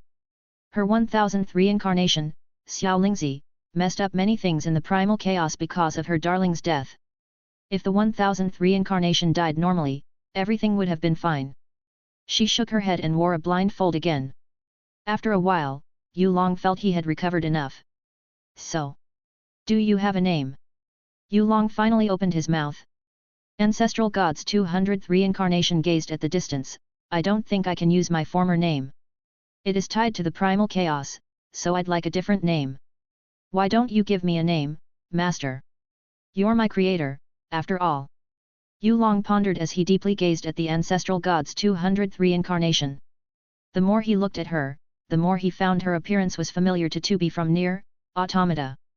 Of course, the ancestral God's 200th reincarnation looks older and has more superior assets than be. Shizu. Yu Long blurted out of nowhere. Yeah, that would be your name. Shizu listened to Yu Long's reply and let out a small laugh. Shizu, hey? I like the name. Then, Master. She gradually lowered her head. Please take care of Shizu from now on. Kaiju number 19. Species, Celestial Fairy. Grade, SSS+. Abilities, Godly Perfect Made, Primal Chaos's Will, Primordial Element Authority, True Nothingness, Disturbed Chaos, Space-Time Render, Radiant Sacred Body, False, Ancestral God's Will, Sealed, Eyes of Samsara, False, Transformation, Immortality, True. Given name, Shizu. Yu Long stood up, stretching his body a bit. Oh, yeah. I didn't ask this earlier. How is the body? Do you feel uncomfortable in any way? Shizu gazed at her hand and answered, this body isn't as good as my original. No shit, Sherlock. I have limited resources. Yu Long's mouth twitched at her reply. It's indeed inferior. Shizu covered her mouth and continued. But the vessel that Master made definitely has untapped potential. Thankfully, Master shaped my body with this amazing matter, dark matter, or else it couldn't contain my soul. Master also added some abilities I am familiar with, which made me feel grateful. Is that so? Yu Long rolled his eyes when Shizu began showering him with praise. Although Shizu's loyalty is questionable, she actually devoted herself seriously to Yu Long. Old Yu, are you okay? Zilong tore the spatial fabric and went to their side. Yu Long waved his hand, I'm just exhausted. Anyway, Zilong. This is Shizu, Kaiju number 19A.K. of the former ancestral god. And Shizu, this is Zilong, Kaiju number 17A.K. of the former primordial azure dragon. Get along well, your comrade now. Zilong. He stared at Yu Long dumbly. Seriously, you're going to introduce us to each other like that? Also, why are you so casual when introducing her to me? She's the ancestral god, for God's sake. Yu Long feigned Zilong's complaint as he yawned carefreely. Shizu stepped forward and bowed. Hi, Zilong. I'm Master's maid. Please take care of me. Hello. Zilong answered awkwardly. He's acting like this because the ancestral god was an unparalleled existence in the primal chaos, and she is also the one who started the primordial era of gods by separating her will into 8 pieces that allowed primal chaos to birth millions of creatures. Heck, Zilong is technically her descendant. Shizu smiled and commented, don't be too stiff. Even though I was the ancestral god, I lost most of my memories and power due to an accident. Sure, accident. Yu Long mumbled between his breaths. Zilong bowed back, let's get along well. Shizu giggled inwardly and found Zilong's existence amusing because he was just like her. Not only is he a kaiju, but his essence was a mix of another world's force and primal chaos. Maybe my situation isn't so grim. She thought to herself. Okay, that's enough introduction. Yu Long interrupted them. Let's go back to the resort, I'm hungry. Everyone, except Zilong and Shizu, is dismissed. The dome barrier crumbled slowly and made a bright sun ahead illuminate the ocean again. Yu Long squinted his eyes and saw a shadow covering his face. It was Shizu who conjured an umbrella for him. How thoughtful of you. He gave her a calm look. I'm trying to be your perfect maid. Shizu returned confidently. Damn, old you. I don't know your limit. You even took the ancestral god as your maid. Meanwhile, Zilong was questioning his reality. Shizu puffed her chest and added, do you want me to create a portal for you? Yu Long was curious about her limit, so he agreed. Shizu traced her slender finger against the air, cutting the spatial fabric, and pulled them apart with her bare hands. They didn't sense any disturbance in profound strength. It was pure physical prowess. Yulong. Zilong. Even though the firmness of spatial fabric in the blue pole star is weaker compared to the upper realm, that doesn't mean one could tear it effortlessly with physical prowess. No, they doubt the spatial fabric in the upper realm could resist her strength either. Old you, why didn't you make my body that strong? Zilong couldn't help but feel envious. Tisk, shut up. Even Yulong didn't expect this development. It seems he really went all out for Shizu. Shizu bent her body and swayed her slender hand to the newly ripped portal. Master, the portal is ready. Yulong nodded and walked in, finding himself on the beach near the resort. Shizu didn't just rip the space but also connected it several 100,000 miles away. Wait, how did you know about the resort's coordinate? Did you read my mind? I didn't dare to do such a thing, Master. Shizu shook her head adamantly. But I did read Zilong's mind. Please pardon my rudeness. Zilong was shocked. Don't do that in the future. Yulong scolded her with a frown. He turned around and walked to the resort. Yes. Shizu followed after him with a small smile but then stopped because felt Zilong's gaze on her back. What's the matter, Zilong? Are you waiting for something? Under the blindfold, Zilong saw a glimpse of Shizu's dull blue eyes. Those eyes look like a misty morning sky and penetrate Zilong's soul. Or even more. And nothing. Scary. This woman is scary. Zilong gulped in fright. Old you, you're playing with a fucking sun. Chapter 174, Short vacation is over, back to the base. Everyone, I'm back. Yulong entered the resort and saw the ladies talking in the lounge room. Solinger jumped from her seat excitedly and ran to hug Yulong. Big brother Yulong. Yulong smiled and patted her. There. Has Linger been a good girl when Big Brother went out? Solinger nodded a little. Linger has been a good girl. Shortly after, everyone else greeted Yulong and invited him to sit beside them. Then, they suddenly noticed something from the corner of their eyes. Like a singled-out image of a picture, Shizu stood out in the corner with a neutral expression. Oh! Solinger found Shizu absolutely beautiful. Big brother, who is this beautiful older sister? Yunlong stepped behind and introduced the rebirthed ancestral god to everyone. Her name is Shizu. She's a new maid that I recruited on my way here. Faced with such a blatant lie, Solinger giggled unknowingly, but her eyes lit up in amazement. Whoa! Hi, Sister Shizu. She introduced herself right away. My name is Solinger. Shizu smiled outside. Nice to meet you, Solinger. Although Shizu was smiling, she couldn't help but feel guilty when seeing Solinger in the flesh. She altered this child's life back then, so watching Solinger greeting her like this is like torture. At the same time, Shizu also felt penetrating gazes on herself. The gazes are coming from Kangyu and Xia Qingyu. Kangyu cultivated monarch heart secret art, allowing her to pry into worldly luck chi and others. However, Shizu is a complete void in Kangyu's sense because her existence is like an anomaly in the algorithm. She couldn't sense a bit of luck in Shizu, which means Yulong's new maid was either unlucky or she hid it. Meanwhile, Xia Qingyu frowned because she knew Shizu's identity right away. As the possessor of 9 profound exquisite body and heart of snow-glazed glass, Xia Qingyu could see the essence of an object or person. From Shizu, Xia Qingyu felt an indescribable familiarity. Since Yulong had told her earlier about the person who influenced her fate, she could guess Shizu was the ancestral god. Xia Qingyu gazed at Shizu and thought solemnly, you, the originator of the primordial era of gods, messed with my fate. I was mad and wished nothing but to tear you apart. I don't want to appear vengeful in front of Yulong, but who said I can't hate you in my heart? Ha, even a mighty being like you can get reduced to a mere maid of my husband. She viciously smiled when thinking about ancestral god's fate. So what if you're the ancestral god? My husband is the king of monsters. Looking at Xia Qingyu's smile, Shizu can read Xia Qingyu's thoughts without using her ability and helplessly sighs in her heart. Yet another victim of her past wrongdoings. I can't blame Xia Qingyu for hating me. Shizu would do her best to fix things up and be friendly with others.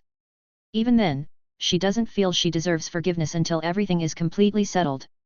Even though Shizu wanted to throw all this mess at Xiao Lingzi, she couldn't. Xiaolingzi has lost her status as the ancestral god's 1000th reincarnation because of Yulong's interference, and she's no different than a village girl now. Xiaolingzi might possess a trace of ancestral god's minuscule talents, but that's it. Only Shizu has the power to step down and do the dirty work. She's somewhat prideful, after all. After everyone knows Shizu, Yulong tells them to pack things up because they will go to the Lost Heaven sect. Oh, yeah. Shizu. Yulong suddenly remembered something. Yes, master. Shizu naturally responded. Yulong pointed his finger at Solinger and said, as you can probably sense, Solingi here possessed a trace of your chaos attribute. Besides aiding me and my companion, your most important task is to teach Solinger how to cultivate in the early realm. I've given Solinger a suitable profound art, so feel free to add on it and help her improve in profound way, but never change its core. Do you understand? Shizu blinked in surprise because her meddling in Solinger's life created a miracle. However, she was even more shocked when learning Yulong had given Solinger a suitable profound art to cultivate, which means he tailor-made it for her. I know he has unique powers beyond the realm of primal chaos, but this is something else. Shizu stared at Solinger thoughtfully. Whoa, Sister Shizu is going to be my teacher? Solinger asked while tilting her head. Shizu smiled, yes, let's get along well, Linger. Yay! Solinger hopped around excitedly. Walking out of the beach resort, everyone gave it a last look before flying away. On the way to the Lost Heaven sect, someone finally said something. Ah, I miss the resort already. Lily shouted first. Everyone agreed with Lily because those 4 days were the most relaxed ones they ever had in the last few years. Even a workaholic like Yulong agreed with Lily. We can always visit in the future.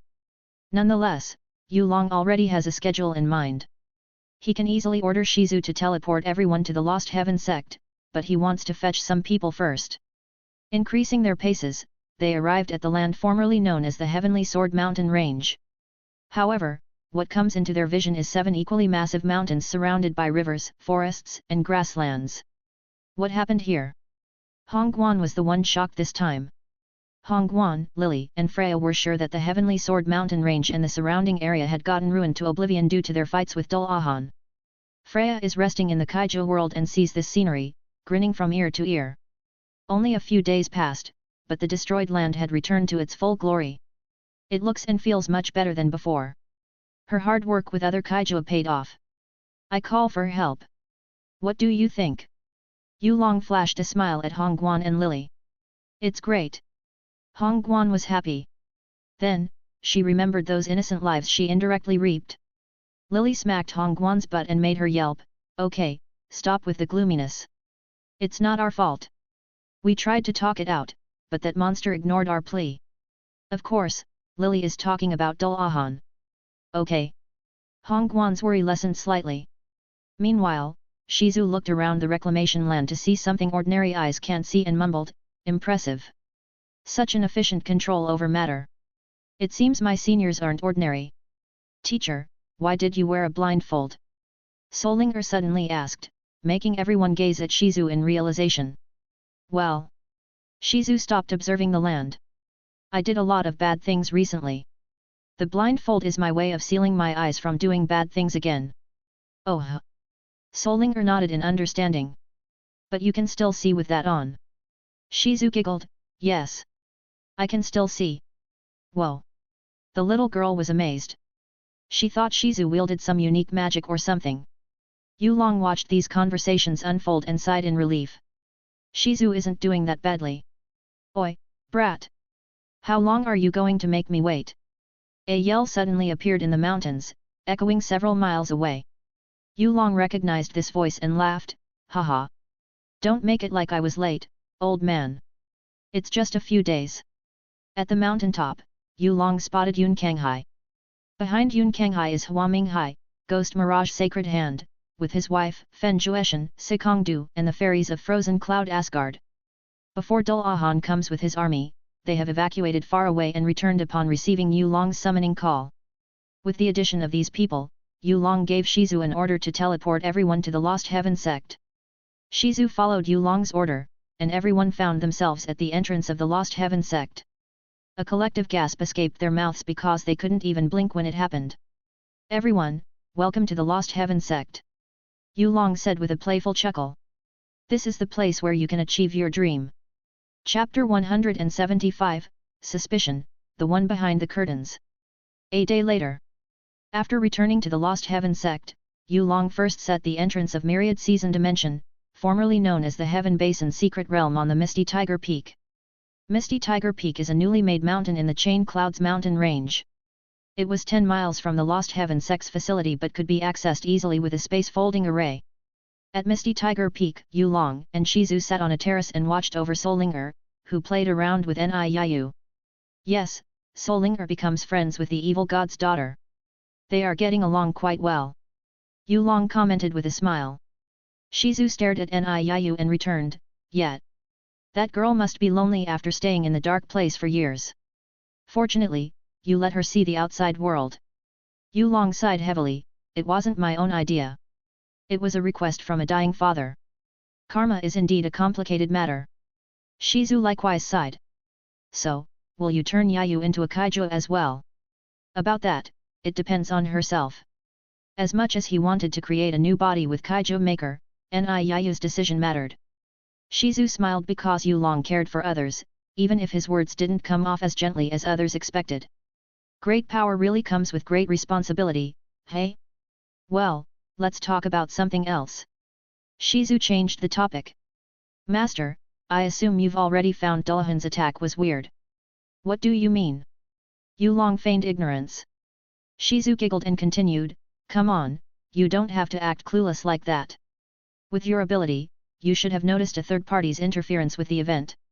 Yu Long kept a poker expression, I don't know what you are talking about. Master.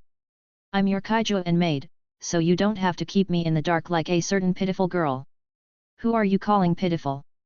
Jasmine suddenly appeared from the Sky Poison Pearl's dimension, glaring at Shizu coldly. Oh my, so feisty, Shizu commented, irritating Jasmine even further. Jasmine crossed her arms and grumbled unhappily. Why the hell woman like Shizu was the ancestral god? At first, Jasmine was shocked by Yu Long's ability to revive the ancestral god.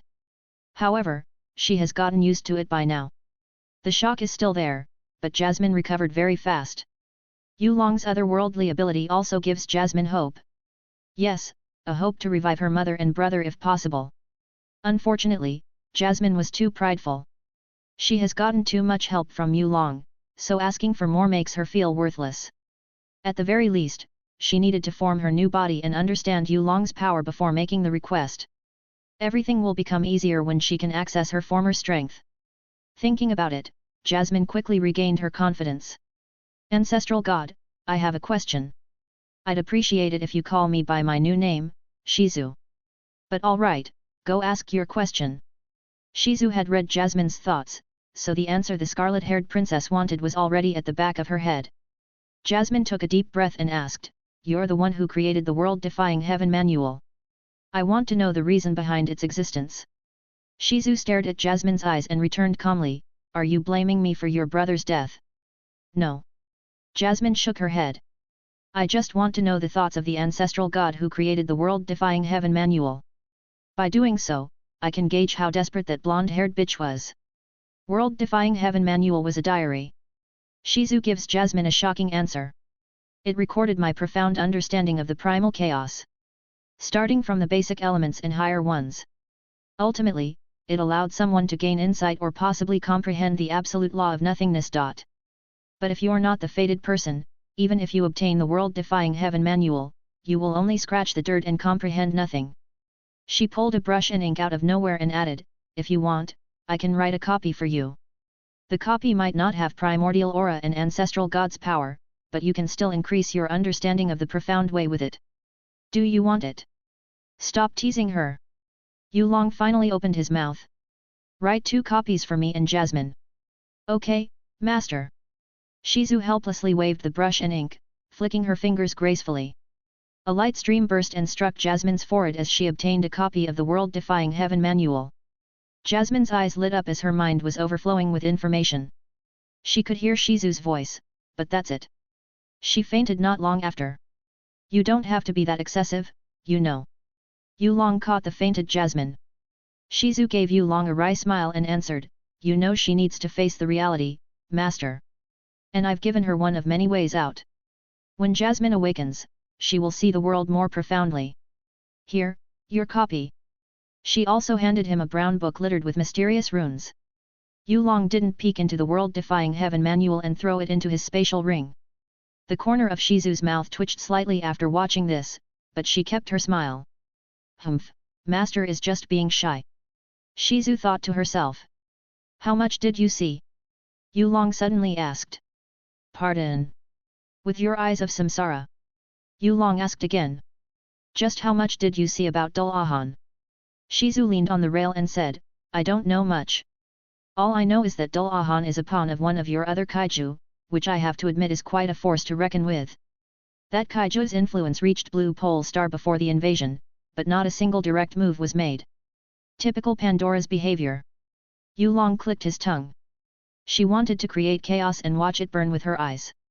Pandora, so that's her name. Shizu mumbled. You created a fearsome subordinate, Master. My past life did. It's still you. Shizu leered her eyes to peek at Yulong's expression and saw him closing his eyes. He looks very handsome, not going to lie. Yulong gradually opened his eyes and stated, Pandora probably has been searching for me in the last 16 years. Now that she discovered me here, she will try her best to relish the fun. We are talking about war on a large scale. Don't you have a way to stop her? Shizu found Pandora's view of fun is badly warped. Yulong laughed. The issue was not my ability to stop Pandora because Kaiju Maker's authority was absolute. The true challenge was finding her since she would not reveal herself to me. Her concealment ability is too strong, and it's not even her main ability. So I'd rather wait until she reveals herself than search her and drag my progress. I see. Shizu believed she could find Pandora, but Yulong's reply made her take a second thought. Yulong yawned and continued, if you don't believe me, you can try using your divine sense to find her.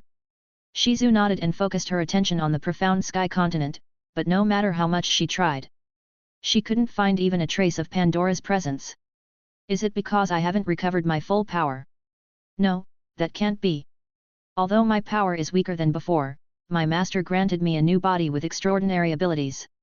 Pandora, such an interesting creature. Meanwhile, a green-haired woman awakened from her deep slumber. She didn't wear a shred of fabric and was half submerged in the pool of dark liquid. Where am I? What's this place? Her amethyst-colored eyes shone dimly but appeared unfocused. He, you're finally awake. A green flame suddenly burst into an image of a woman, followed by a chaotic laugh. The green-haired woman shivered on the spot. Who are you? Me. The green flame pointed at herself. Well, you can consider me as your savior. Oh, you can also call me mistress. I am Pandora. Nice to meet you. The sign of chaos has manifested. Thanks for listening.